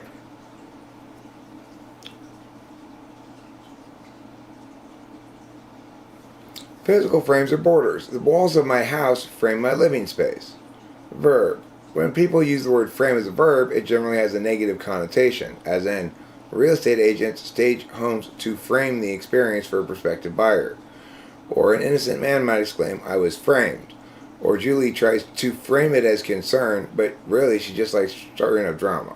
That's how people normally use it, right? So framing and other verb forms of the word usually indicate an attempt to influence people without their becoming aware of having been influenced. That's fine. Actually, let me go over here and do this real quick. Let me go like this. Pow, pow. No. Pow, pow. Let me go like this. Pow, pow, pow, pow, pow. Okay. There we go.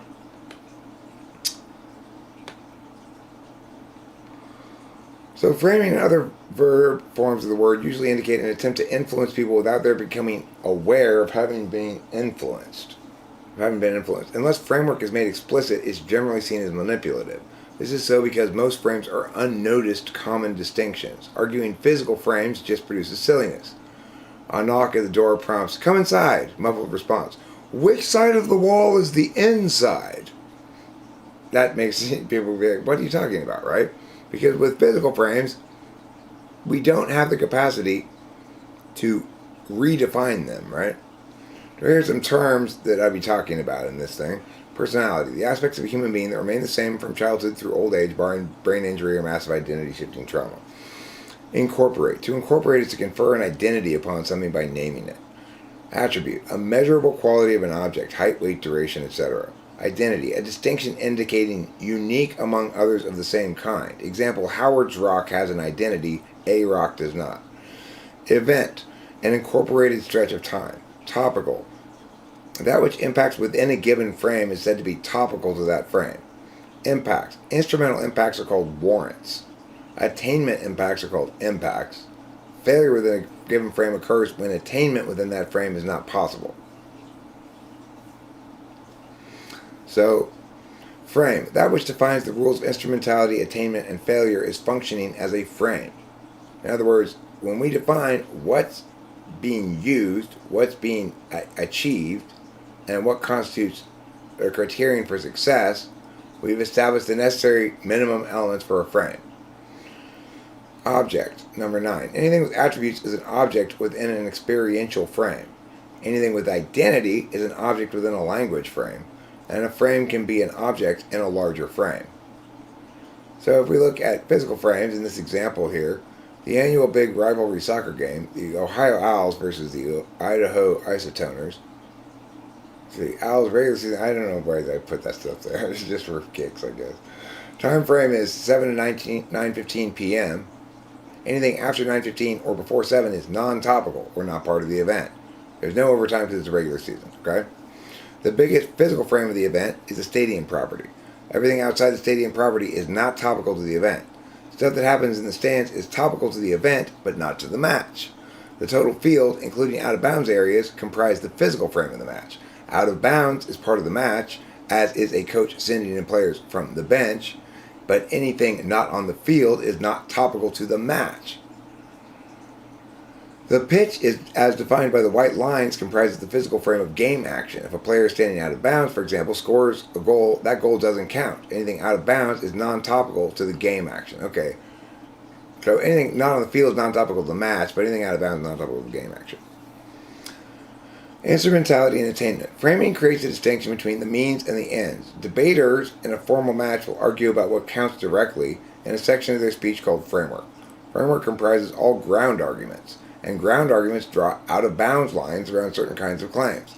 This phenomenon is not unique to verbal argumentation, but in the physical world, what counts is not usually in any dispute. Our soccer match provides an example. So, that it doesn't count if you kick it from out of bounds is not going to be argued by anybody in the soccer game, right? Within the flow of play frame, instrumentality as a means to, stealing the ball and making a perfect pass to a streaking teammate counts as instrumental action within the flow of play. A great pass becomes a great play if and only if your teammate scores. An end or attainment within the flow of play frame. Scoring a goal in this frame is attainment. Scoring a goal answers the question, answers the question, why? Why am I running down this field kicking the soccer ball? It doesn't matter how lucky you got or how poorly you kicked the ball. If you score, you've attained. Topicality and out of bounds. If the teammate you pass to is offsides when you pass him the ball, then his goal won't count. The ground arguments of soccer preclude legitimate attainment while offsides. So that impact, the ball going into the back of the net, is a non-topical impact within the frame of flow of play. In other words, it doesn't count because it was shot from illegitimate ground. Within the frame of the match, scoring a goal within the larger frame of the match, in contrast, is only instrumental, not attaining. It doesn't matter if you score a goal within the frame of the match if your team loses the match. Completing the match with more goals than the opponent equals match attainment, and all manner of game action, including goal scoring, is merely instrumental to that goal. Processes. A process has both duration and a specific time logic. The duration is not necessarily known until completion. The time logic may be real-time turn-based or some combination of the two. Elements of a given process deemed instrumental by an agent will be treated by that agent as necessary but insufficient burdens to be met before attainment. Until attainment, it remains possible any given process will fail, and in the absence of attainment, having met those burdens proves to have been a waste of resources. Attainment, then, is the achievement of an absolute value, and when something represents a goal fulfilled, then that goal is an absolute value. But is there really a difference? But how can there really be a difference if what is instrumental in one frame is attaining in another frame? Doesn't that make instrumentality and attainment variable statuses of something else more real? The answer is no, it doesn't. Right, that's where I got to. Then I got bored. then I got bored, is what happened. Turn-based you get, real-time you don't. Well, a turn-based game is like baseball, where primarily basketball or soccer is not a turn-based game.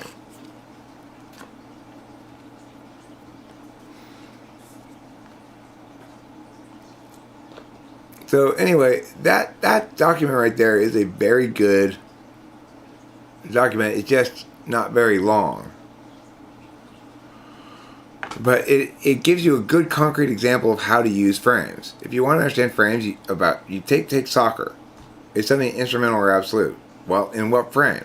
In the frame of the flow of play, a goal is absolute value. That's the end you desire. In the frame of a match, winning the game is the absolute goal, you know?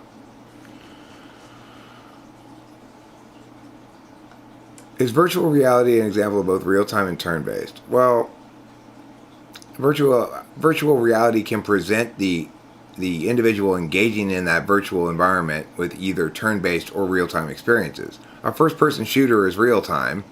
Our Magic the Gathering is turn-based, you know? Jonathan Basanti. That's an equivocation fallacy. Hey, mister, you're using the word turn in two different ways there.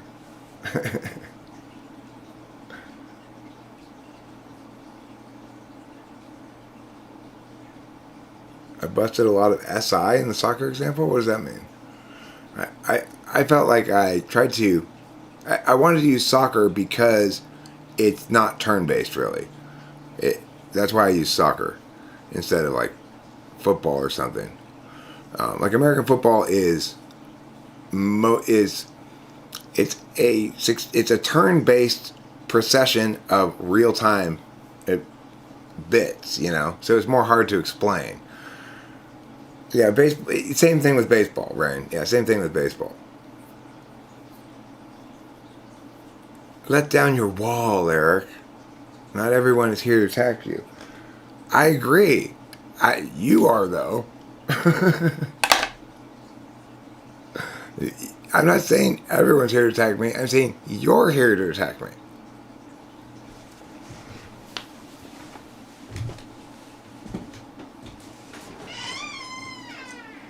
And in one area I feel blessedly kind of immune to critique. It's pretty hard to accuse me of having walls up.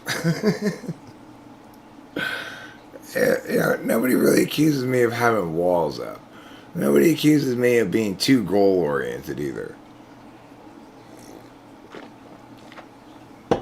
Why me, dude? You're projecting me as a villain, but it's one-sided.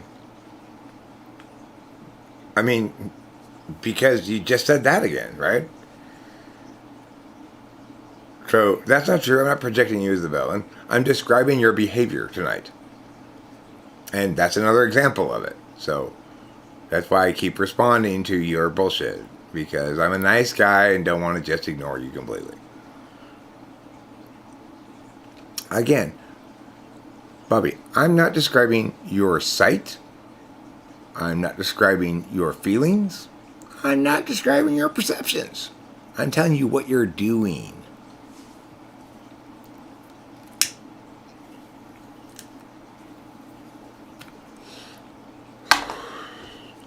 That was normal shit. Normal shit. He's on a mission to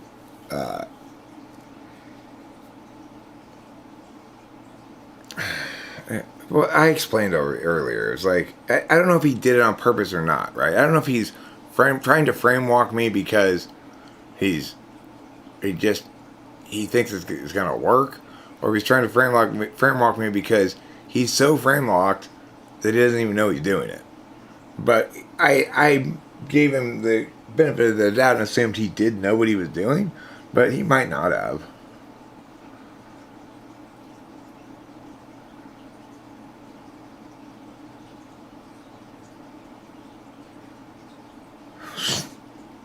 Oh, Lil B. You know, Lil B, here's the problem. The only reason you still think you can get away with that shit is because you have not heard me explain to you the reality that you face, which is, Lil B, Brandon McCarthy, how many of my bitches can you have? 0. And you're fucking incredibly lucky I'm not interested in stealing all of yours or they'd be gone. So,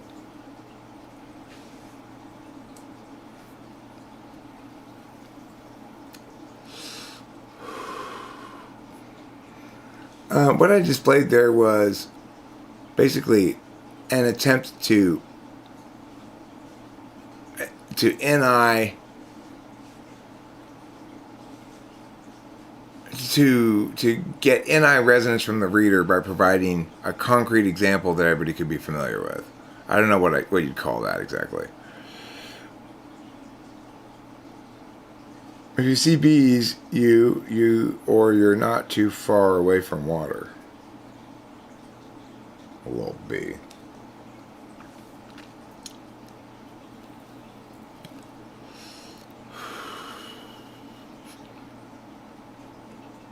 If you're into Lil B, he fooled you. he fooled you. Which I get. He's good. He's running a great game, but he has fooled you if you're into Lil B.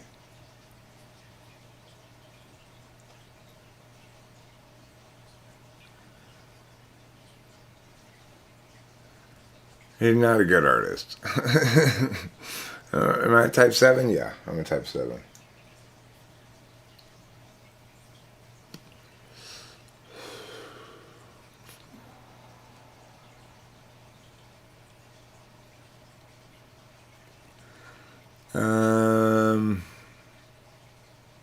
At which point would a high-end user define something as being definitely true? Would they just have well-developed NI, or could they be acting closed-minded? No, I mean, any user will define things as definitely true, but conditionally, right? So, in other words, it's if they're TI, the NE doesn't really undermine the capacity to use NI. It does, whether NE is 1 or 2 will define whether you value NI as an absolute value. So, like, if you look at Dulles' video, you're seeing somebody, I don't buy wings, Michael Smith. I'm more of a tri-type kind of guy. My tri-type is 784.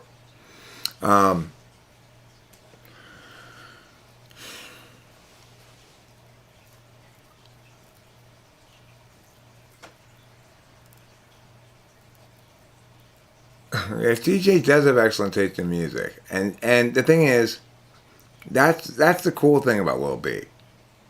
He's one of the only people I can ever think of who only fools people who should know better. So that's quite a trick, and he deserves credit for that. It's like the people who like Lil B are people with good taste in music. They're not scrubs, right? Scrubs don't like Lil B. Smart, intuitive people like him. So, but that's just not good. Talk about any run amok. He is any run amok. And because he's constantly doing art stuff rather than informative shit, the worst qualities of me as an artist are doubled or tripled or quadrupled in him.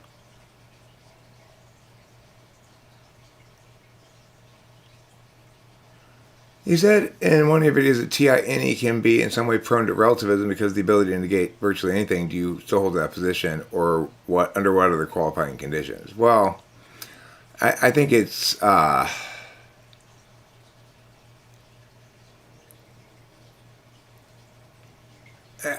should have said prone to nihilism, not prone to relativism. And I think second slot any INTPs are more prone to nihilism than ENTPs. And the reason for that is if you've got all of these ideas, you countervalue singular, decisive, collapsing labels or terms or whatever, and you demand such a high level of accuracy of language for you to be willing to not negate it, then that tends to lead to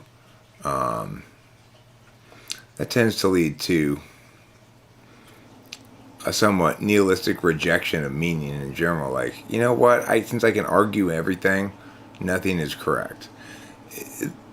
The thing is, how that plays out for TINE is going to depend on their circumstances more than anything else. Like, if a TINE person is living a life in which the people around them and the expectations of the world don't afford any legitimacy to TINE ways, then they're not going to play out they're not going to play out as having a positive vision like I do, you know? Whereas if some sort of external factors come in and provide kind of a structure for the INTP so that they're driven by FE demands on them and stuff to get things done, and then they're celebrated adequately for that. SI third means SE polar people can form habits that can make them look as though they've somehow found a way around SE polar. The reality is, when that occurs, they don't deserve and don't get any credit for it any more than I deserve or get any credit for being an advanced form of ENTP. It's not because of me. It's because life, I just got the lucky ticket. I got a world that was tolerant of my excesses and failures, safety netty with me. I had many lucky near misses in life where I learned to avoid something. The universe has been very gentle to me, despite my own clusterfucky failureness. And so as a consequence, I'm capable in this current point in my life, where I'm having all my emotional, spiritual, and physical needs met, to embrace what somebody who's really free to be themselves can embrace. And I was talking with Rachel about this earlier. Eric Thor made a video earlier today or yesterday or something about how each type enters the flow state and it's basically saying how you can work on cognitive functions and stuff like that. That's just so, everything about it that he's saying in that video is so wrong. I almost thought about making a response to it, but it would just make me sad. Like, poor Eric Thor. I don't want to be the one to tell him his new enthusiastic approach to sort of sidestepping the drama is not going to work at all. How do you get into a state of flow for your type? Live in a world that acts like your type is precious. That's how. When the world's not hammering on Rachel, she's free to be herself finally. And she can consider entering a state of flow. And that's how it is for everybody. When the world's not hammering on you, and you're valued for who you are legitimately, you're forgiven your mistakes, and you know that the people who are important to you will not discard you no matter what, and stuff like that. And you know that you get plenty of good feedback from people like you guys that suggest to you, I'm not doing everything wrong. I'm getting plenty of positive comments as well as some of the negative comments and stuff like that. And eventually you come to accept that I'm not scared of really anything anymore. And not being scared means that I can get into a state of flow easily. And I am a fear-driven type, right? If you look at Enneagram. My position on Enneagram, by the way, Michael Smith, is that each individual has a core strategy towards anger, shame, and fear. And that when you do my basic tri-type test, which is just to ask 3 questions essentially, the one that's easiest to answer is the first one. The one that's medium to answer is the second one. And the one that's hardest to answer is the third one. So, and it seems like reality conforms to that approach much better than it does to wings. So, like with wings, anytime I ask anybody to clarify exactly what's going on there, it's not clear. With tri-types, it's very clear. You've got one approach to each of those negative emotions. And, and you could talk about it like this. First, I'm trying to play. When somebody won't let me play like I want to play, then I get mad. So it's like when Master Bobby asked me questions that implied certain things in the question that displayed to me that I was trying to be frame walked. Now I'm having to do like cleanup work. Like I have to discipline the bad kids in class and stuff because, and then so that interferes with my playing, and I get mad at him, right? And what was going to happen until I receded my anger was I was getting to the point where I was saying, okay, this is bugging me now. I don't want to have these stupid arguments. I'm going to bed now, or I'm going to go do something else. That's my 4.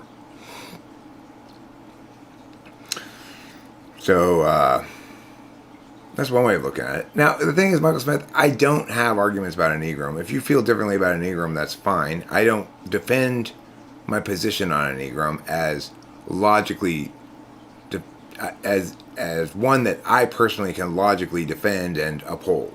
I acknowledge that it's an NI thing for me, not a TI thing. And so if you want to dispute something I'm saying about it, you can disagree with me, and I'm not going to argue with you about it.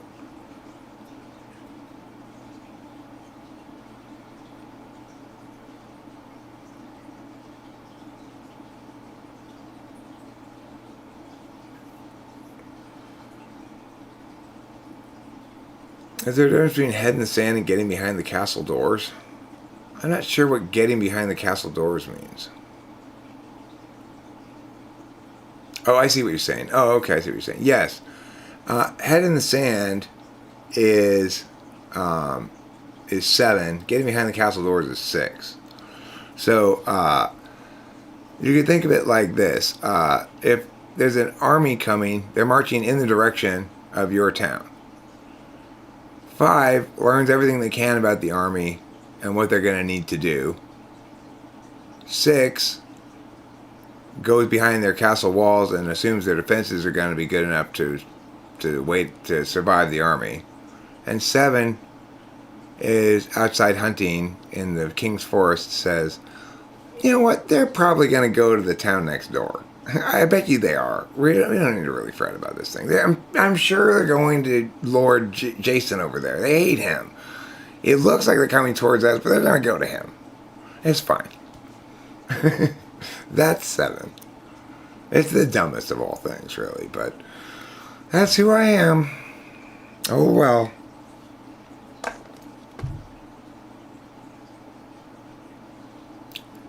And Eric, love it or leave it?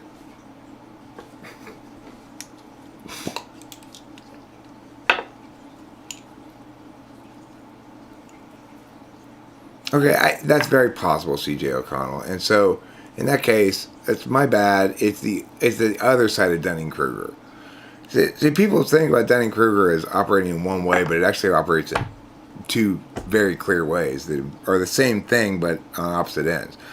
The way people normally understand Dunning-Kruger is people who don't know anything, thinking they know a lot about something. But the other expression of it is people who know a lot about it, not respecting how little other people know about it. And when it comes to framing and shit like that, I may be guilty of that kind of Dunning-Kruger.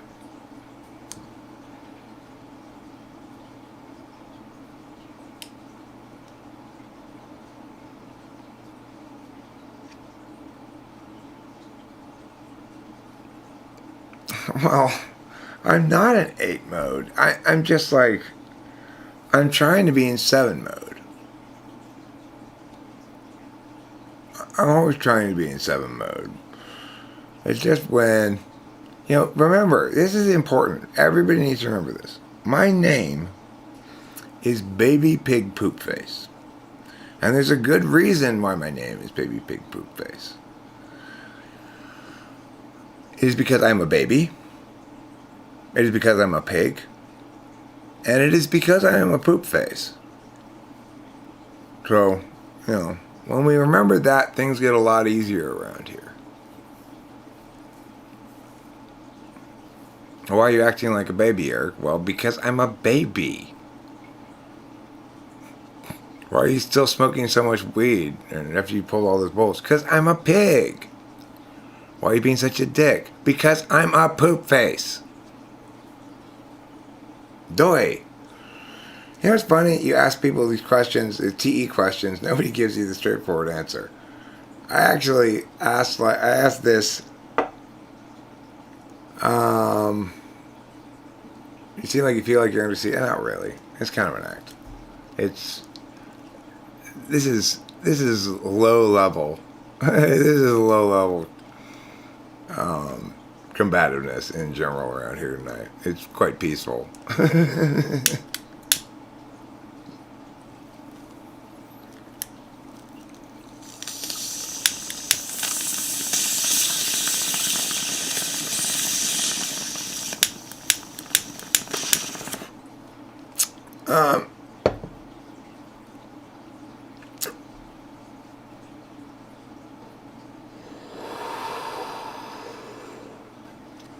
What was I talking about? Ostrich wieners?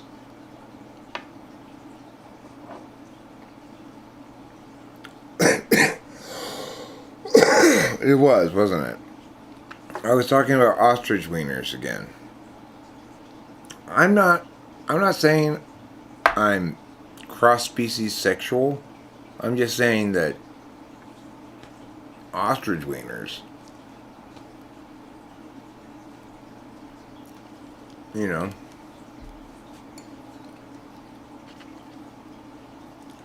you haven't lived till you've been sodomized by an ostrich.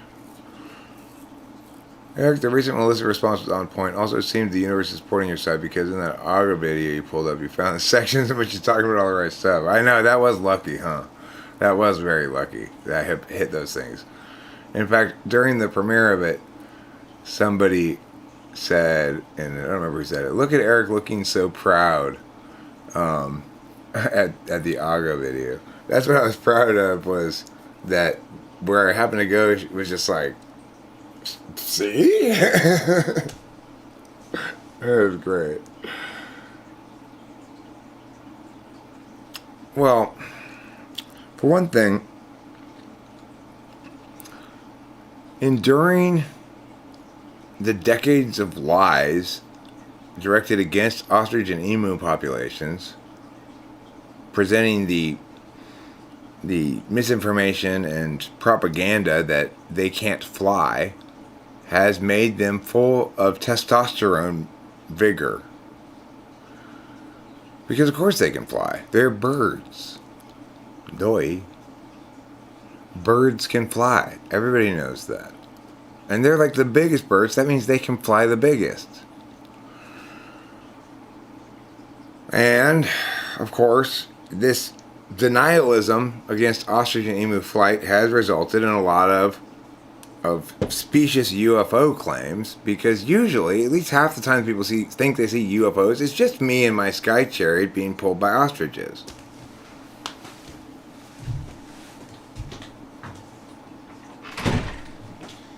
But,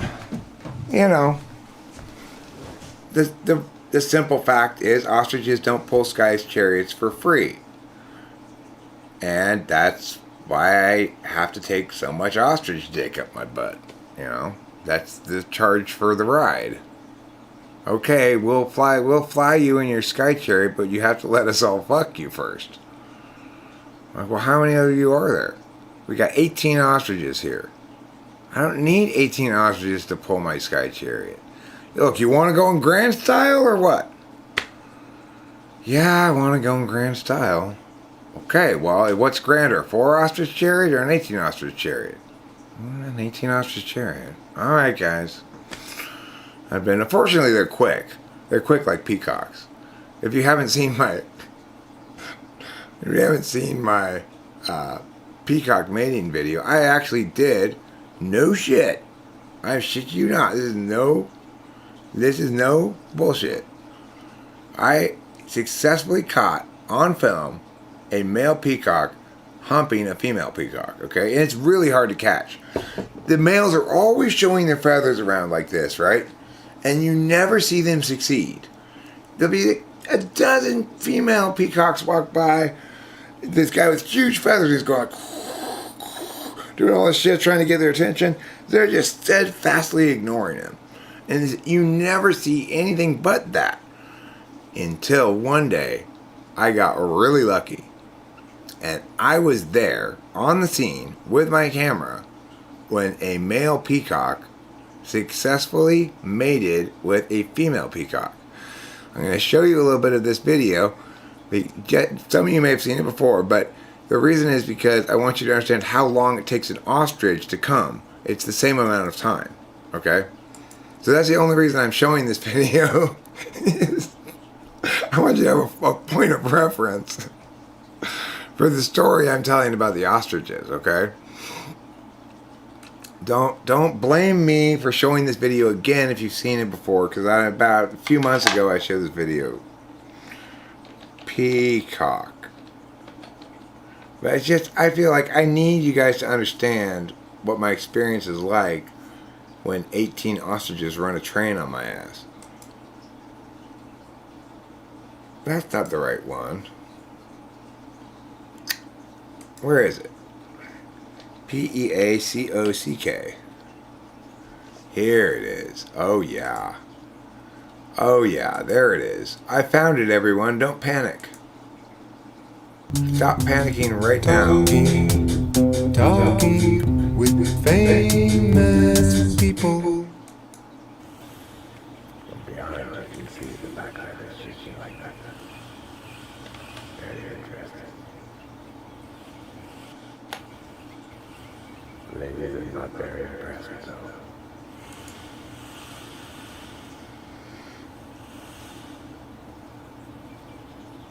Really trying hard. They just not that impressed.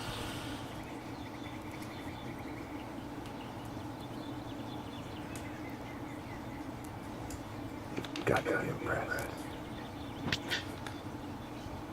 You've just got to be. Lady Peahen, you must think, damn, that guy's got some feathers.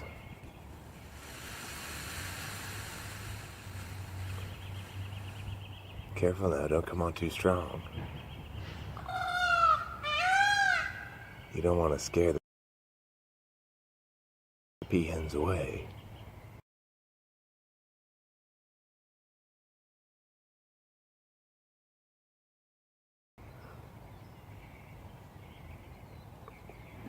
This is an episode of Peacock Pickup Artist. So what you want to do is you want to shake your back feathers like that. There you go. Oh yeah. Ooh.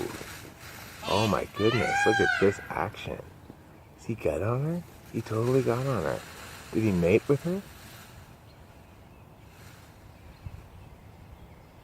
That's how you score in Peacock Town, I guess.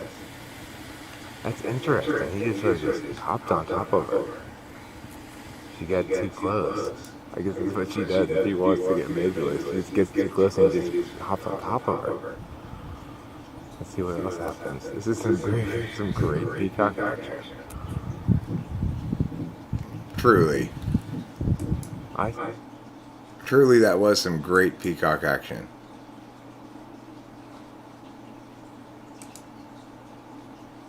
And where's that other thing? Right there. Pow. There. Okay. If you want to see it in more high resolution, I couldn't do that because it's too much of a strain on the resources of the streaming app. But if you want to see it in high resolution, you can see it in high resolution if you search my channel for the word peacock. There are 3 videos that show up. One of them is called Successful Peacock Mating Ritual. Well, they scissor, so it's a much longer process, Adska. But the reason I showed that video is because I want you guys to understand that it takes about that long for each of the ostriches to finish when they run a train on my butt before they pull my sky chariot. So you add that about 30 seconds or so by times 18. You're looking at about 10 minutes to get through all 18 ostriches. It's not that bad. Yeah, I can understand that, Basanti. I'm sorry if that kind of hot action you just saw was a little too racy, a little too, unbutton your collar for your YouTube wants. I'm sorry, I didn't mean to do that. I get it.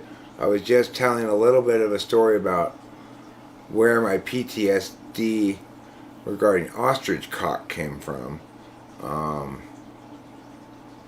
When I say PTSD, of course, I mean post tremendous sex delight.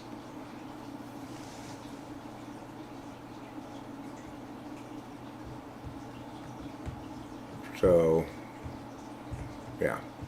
I felt pretty good about getting that footage, actually, because I was like, wow, you never see this. It's so rare that you actually see one succeed. I've watched male peacocks fail for years, not for long periods of time. You walk by and you watch them, and none of the girls are ever paying any attention to them.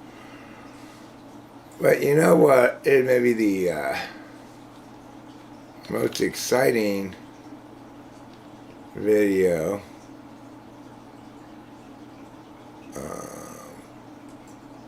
Like that kind of like excitement video.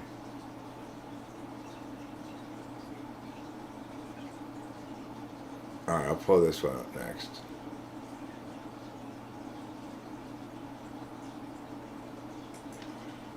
I'll pull the long version of it, but may get a little tired of it. It's 7 minutes.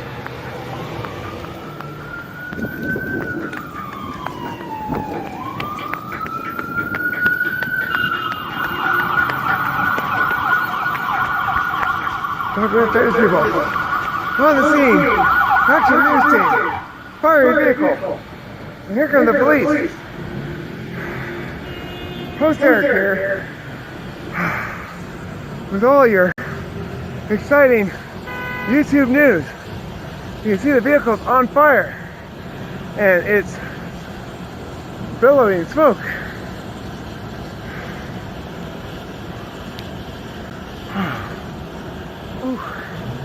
That's tiring breathing over here.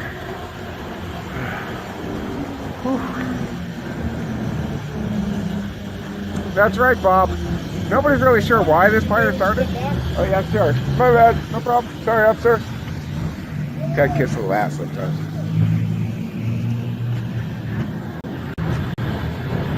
I got here before the cops did. Ha ha ha. I saw the shit from inside the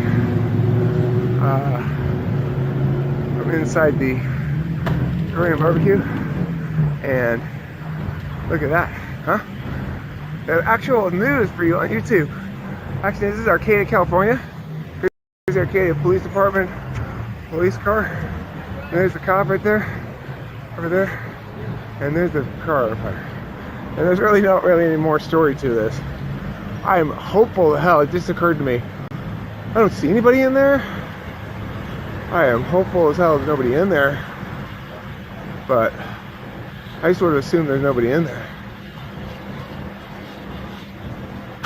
Alright. I'm gonna step back a little bit, I think. That fucker's gonna blow.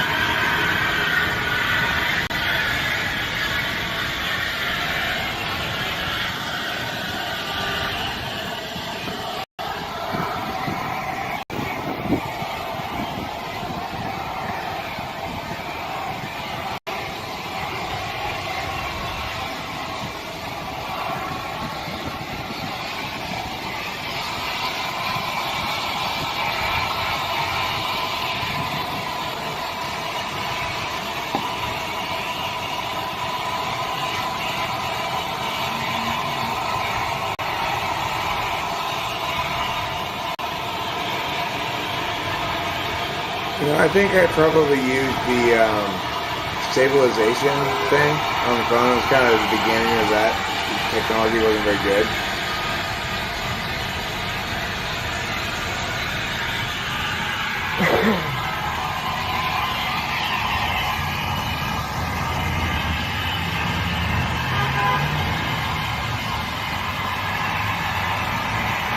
The reason I'm letting this go is because stuff does happen. So it's worth letting it go because interesting things happen like that. Jesus Christ. And then this lady comes over and starts walking right up to the fire. It might be a little dangerous what I'm doing.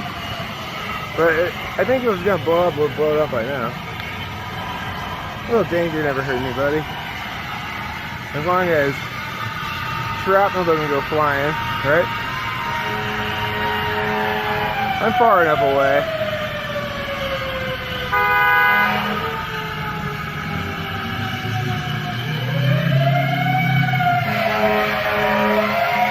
Here goes the fire truck. I guess I should stick around and record this for a little bit.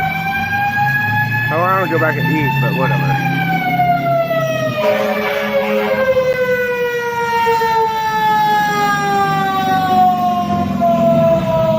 Anything for you, talking to the famous people audience. Bred the fiery hells of hell, the demon hell itself, to bring you news coverage of Arcadia. That's right. Look at the firemen. Here they come. Squirt a hose on it. Go. Look, they squirt it. Let's watch them in action. Don't go that way, lady. Hey, lady. No, lady. Welcome to Arcadia. Ay, ay, ay. Yeah, you want to go a different direction, probably.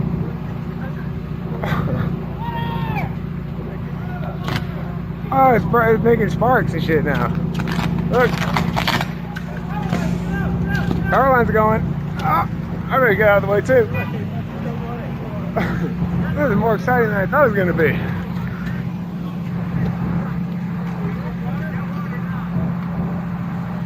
You guys should squirt it.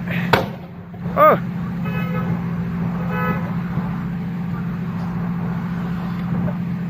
I should go up there and give them that advice.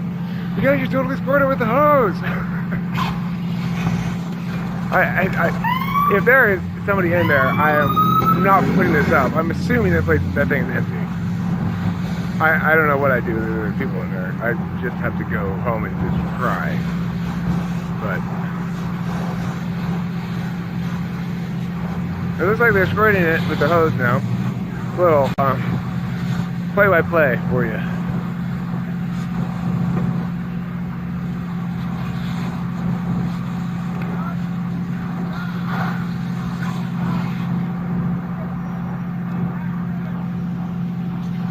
I don't see any ambulance or anything. That's a good sign. I think we're going to put it out pretty soon. Still making booms.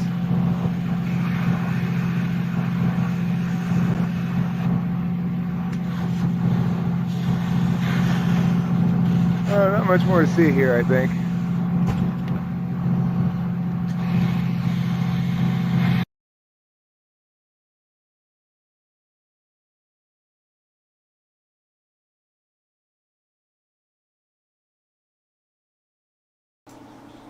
There. Pretty exciting, huh? There wasn't anybody in the car. they'd gotten out. Pretty exciting, right?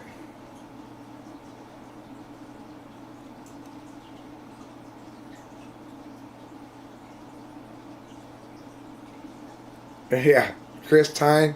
That's my favorite thing in that video. What is that lady doing? What is she thinking? What, like, oh my God, lady, what are you doing? Oh, that's fun. Yeah, it's a fun video. I'm glad I watched that. That's funny with the, it's funny with the lady.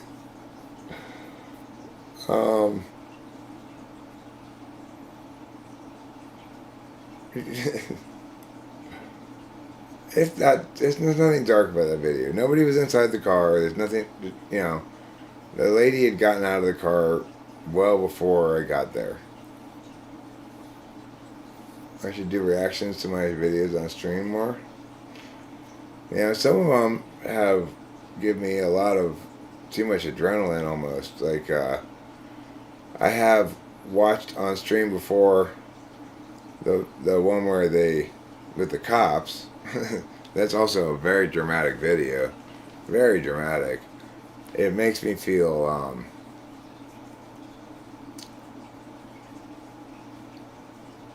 okay, cool. Thanks for the clarification, Master Bobby. What time is it over here? It's 1:05. I'll probably go to bed pretty soon. I wonder what do I have stuff on my calendar for tomorrow? Let me look and see. I should look.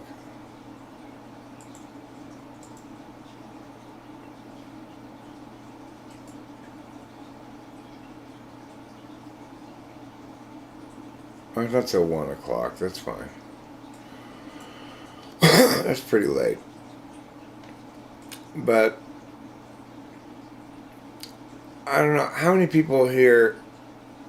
Probably, how many people here have not seen and want to see the Pomona video? And the Pomona video is very exciting, like that one was. But it's that one was pretty light. The Pomona video is not as light. So I don't know. Probably many, if not maybe a majority of you have seen it before, because I've played it on here before, again, months ago, but occasionally this happens. This is like /SI. Every couple months ago, oh, you know what? Those cool videos I want to watch again. Certain ones. What's the hardest maths you did at school and outside of it? I mean, I dropped out of trig second semester after I got accepted to college. After I got my acceptance letter, I dropped out of trig because I did none of the work in it. And not so much that I found it hard, is that I didn't try at all to even learn it, so I'm not sure what I would have found it. I liked geometry. I didn't like any other math, really.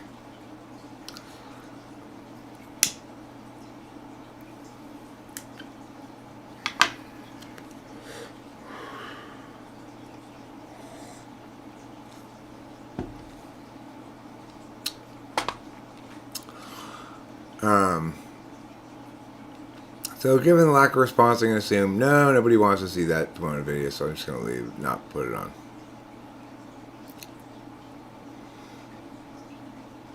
I mean, trig's like the beginning of sine and cosine. Calculus is the continuation of that. It's like beginning calculus. Or like under calculus or something. I don't know what you call it.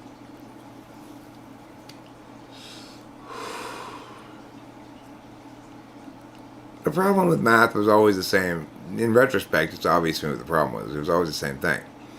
They don't teach math as though it's part of the philosophy curriculum like they should. They teach it like it's part of a science curriculum, and so they teach it stupid. If they taught it as part of a philosophy curriculum and began with language to explain what you're doing with this other language, and that it's a language thing, ultimately, then I might have found math a lot more interesting. But nobody provided the framework for me at all. And in fact, everybody provided the fucking totally wrong framework on it. And in the absence of good mapping, there was no way for me to appreciate what was there about math that I could have appreciated.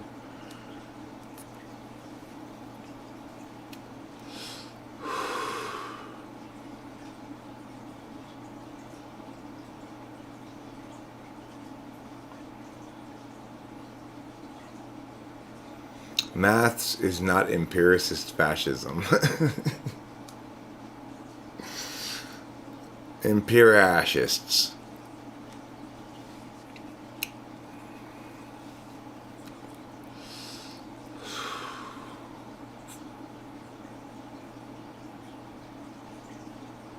I do have a frame fetish, that's true. I can be correctly accused, even though I don't like hearing this, and I will typically negate it when I hear it. One of the best attacks, correctest attacks you can make on me is, Eric, you seem to always need to control the frame.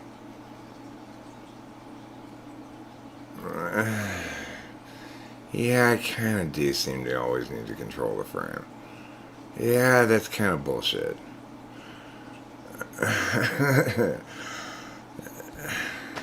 You know.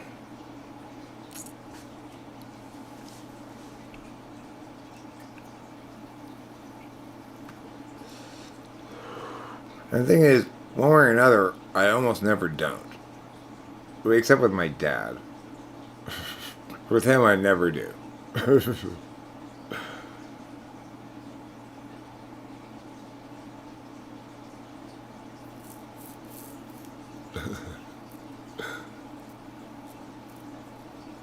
Thanks, CJ. I'm glad you enjoyed that experience. Makes me happy to think of you enjoying that experience. Yeah, it's pretty mathsy, I guess. Or, I mean, depends how you approach it, I guess.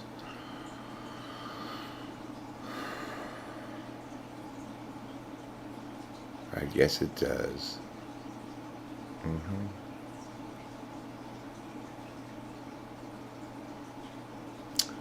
Well,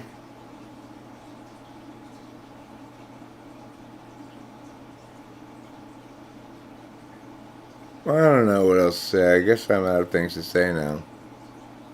I said everything I wanted to say. I think I might play a little bit of guitar before I go. I don't really want to play a lot of guitar. What I really want to do is figure out how to play Wonderful Kitty on the guitar. But it's proving hard to figure out. I'm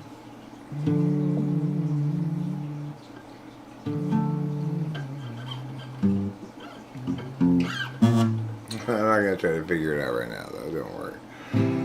I will resist the urge to try to figure it out right now.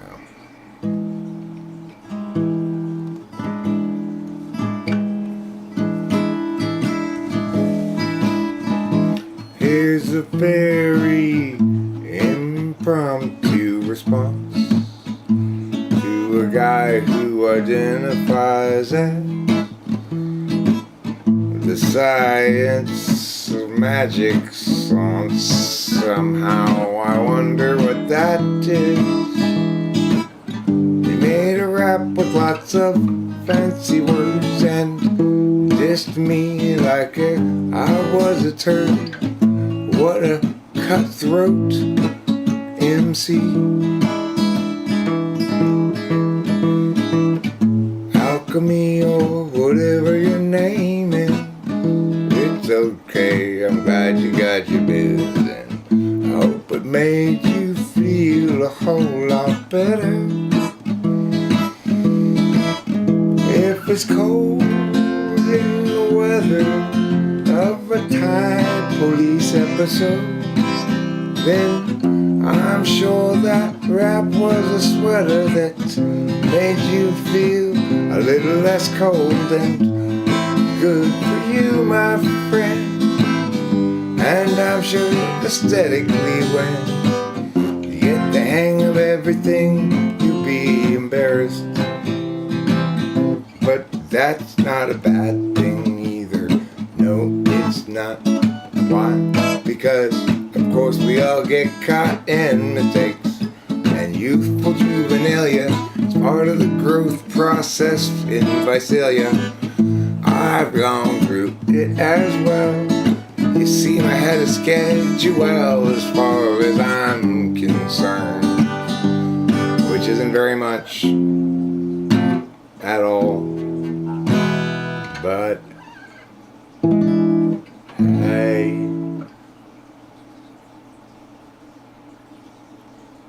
it wasn't a very good freestyle. But that's sort of the message of it. Yeah, shit's hit and miss.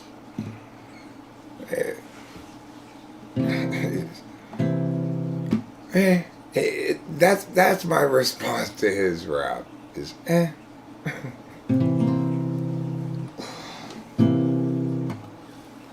Yeah, we can all do any shit. Us any people can.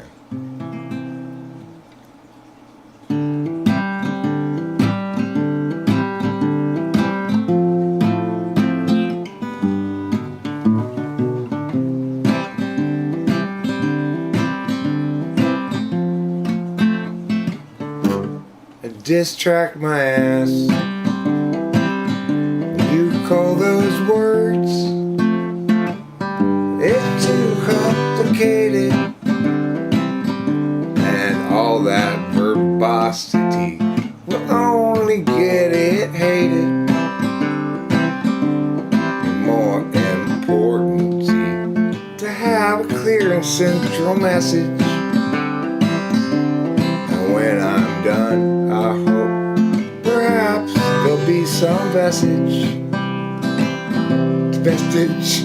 of something left over behind, or something for you to see. I fucked that up.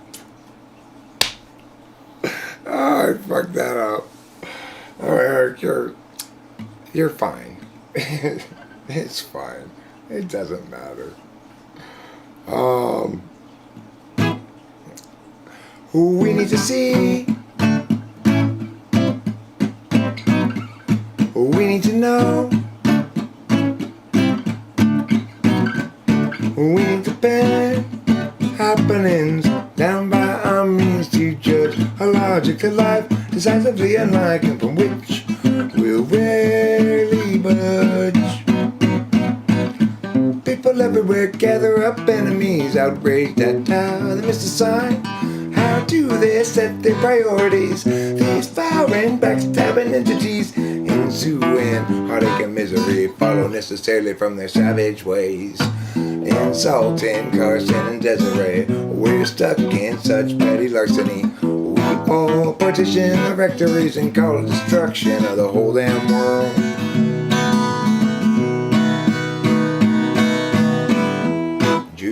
Shares now her limits, hoping Julie will too. Jerry shares for 4 minutes. He just can't share things like they do. Judy always thought that she should have bought 2 when she had the chance to buy. Judy soon forgot about should and not, although she ever called, she'll die. People everywhere gather up enemies, outraged at how they miss the sign. How do they set their priorities? These foreign backstabbing entities, ensuing heartache and misery follow necessarily from their savage ways. Insulting Carson and Desiree, we're stuck with such petty larceny. We all partition the rectories and call it destruction of the whole damn world. Kaboom. Man, my voice is shot right now. Voice is shot to hell. To hell in the proverbial hand basket. So I guess I just play one more, call it a night. I'll play my favorite song to play, and I'll call it a night. It's a very cloudy day in Los Angeles, and today we run out of time. Struggles past, troubles still to come. The day is nearly done. Will someone buy us some more time?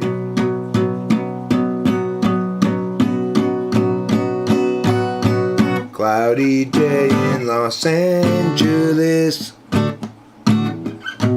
cloudy day in LA.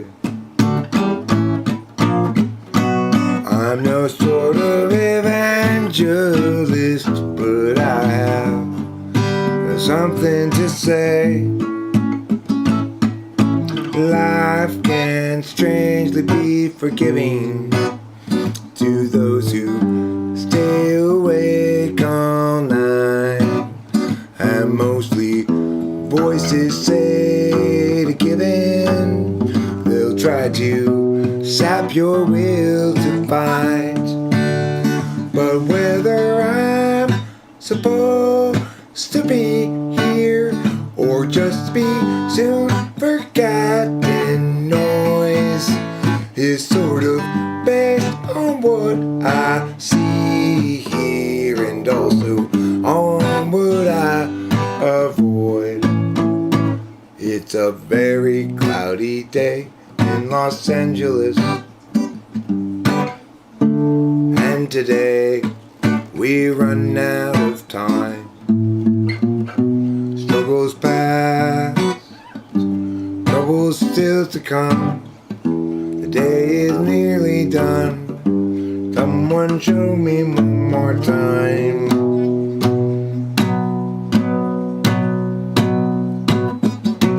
Cloudy day in Los Angeles, cloudy day in LA.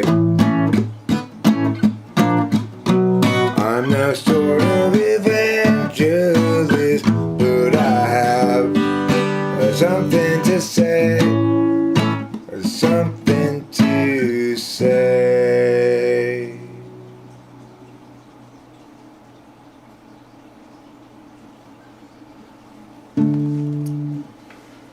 He's Gregory in disguise, hands in pockets. Now he's walking down the drive, averts his eyes. He doesn't want you guys to realize that he's Gregory in disguise, hands in his pockets. Now he's walking down the drive, averts his eyes. He doesn't want you guys to realize that he's Gregory in disguise. He hates the lies, wants to confront the men, always telling them. But every time he tries, he only runs and hide. Again he is denied the chance to yell at them. He's Gregory in disguise, hands in his pockets. Now he's walking down the drive, averts his eyes. He doesn't want you guys to realize that he's Gregory in disguise, hands in his pockets. Now he's walking down the drive, averts his eyes. He doesn't want you guys to realize that he's Gregory in disguise. He hates the lies, wants to confront the men, always telling them. But every time he tries, they only run and hide. Again he is denied the chance to yell at them, until the bridge brings a new approach. Sneakily he'll try to encroach up on the guilty. Then perhaps he'll get the chance to yell at them. He's Gregory in disguise, hands in his pockets. Now he's walking down the drive, averts his eyes. He doesn't want you guys to realize that he's Gregory in disguise, hands in his pockets. Now he's walking down the drive, averts his eyes. He doesn't want you guys to realize that he's Gregory in disguise.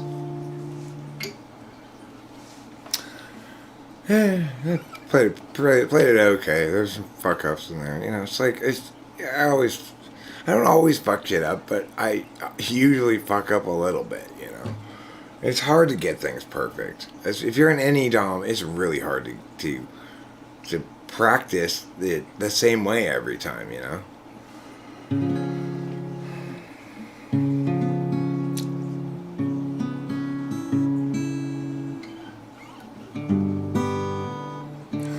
When I was younger, it seemed that everything gleamed. I don't know what happened to me, but I've lost that sense of urgency, and I don't think that I'll ever see it again. If you follow my lead, you'll discover I'm loster than you.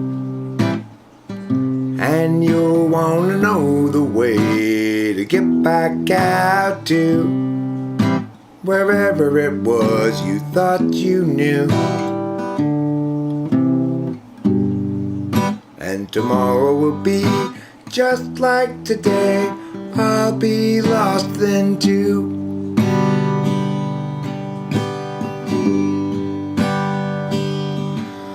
It's a matter of mood as much as a matter of will.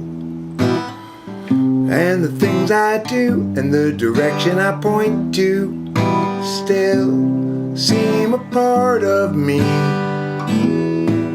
though departedly. And I wonder if I'll ever see them again. Bum-ba-dee-da, ba-dee-da-dee-da, bum-ba-dee-da-da-da-doo. Bum-ba-dee-da, ba-da-da-da-da, bum-ba-dee-da-da-da-doo.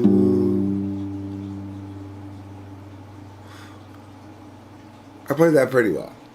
I played that well. Not perfect, but I don't have any complaints about that one.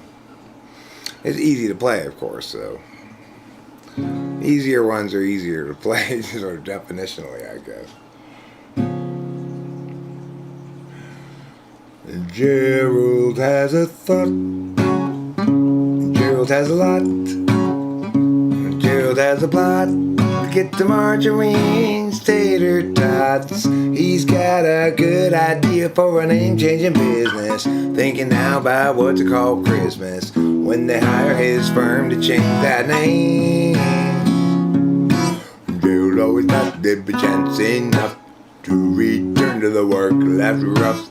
He'd get back to it eventually, but his visions piled up and his plans would interrupt all the work that started off so hopefully.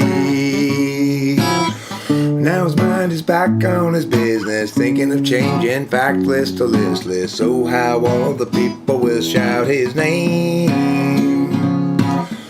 And Gerald knows he understands ever more clearly now. He won't provide explanation regarding the why or the how. He'll see you and know you from inside your heart. Exciting, delighting, Gerald plays his part. And Gerald still knew there's too much to do, and he had dropped time in the underview. Too much to rebut, so where now and what? Too much time spent nitpicking the skew with you. And Gerald has a thought. Gerald has a lot. Gerald has a plot to get to Marjorie's tasty spots. He's got a good idea for a name-changing business. Thinking now about what to call Christmas when they hire his firm to change that name. Gerald has a thought.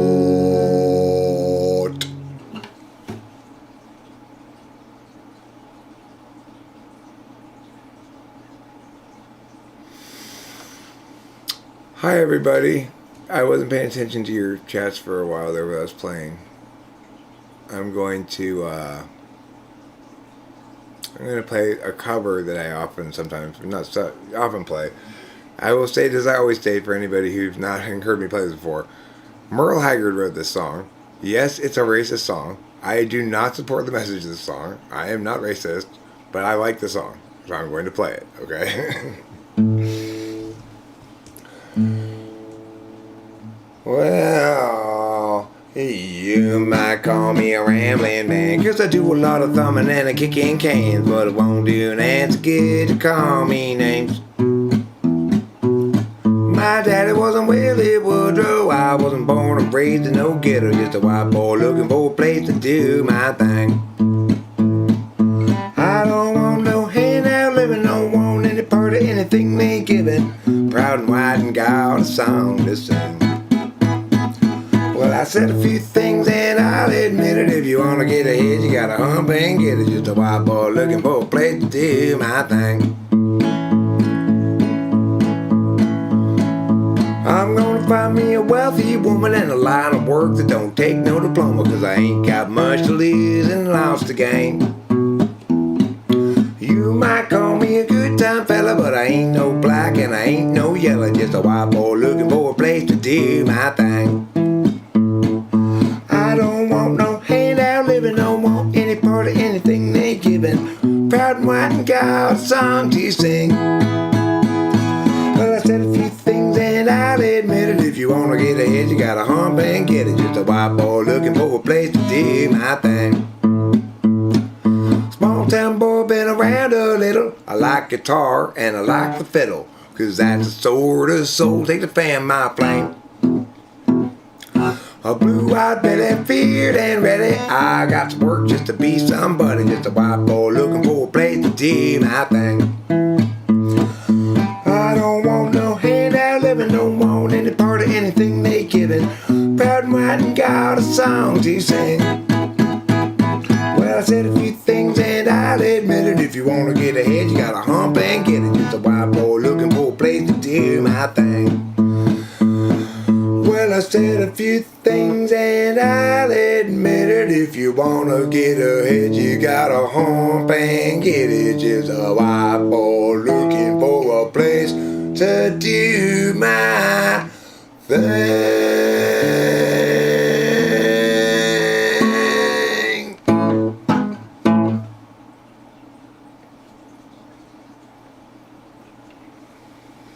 Master Bobby said he was tripping, then he disappeared. He probably went down into that well. I hope he didn't fall into the water. I hope he stayed afloat instead of well. Bobby's got a habit of falling into wells every time he leaves the house. Yeah, he said he had work early. That's right. Okay, so that's it for my show here. Thank you for everybody for being here. For those of you stuck around while I played guitars, especially big thank yous. I recognize that, and it's a gift to me. I appreciate it. What's ecstasy like? If it's real and strong, it's fantastic. But even though that's true, I only did that once and I didn't do it again because it made me twitch afterwards. It's hardcore, you know. It's not good for your body, and you want to talk about having some kind of like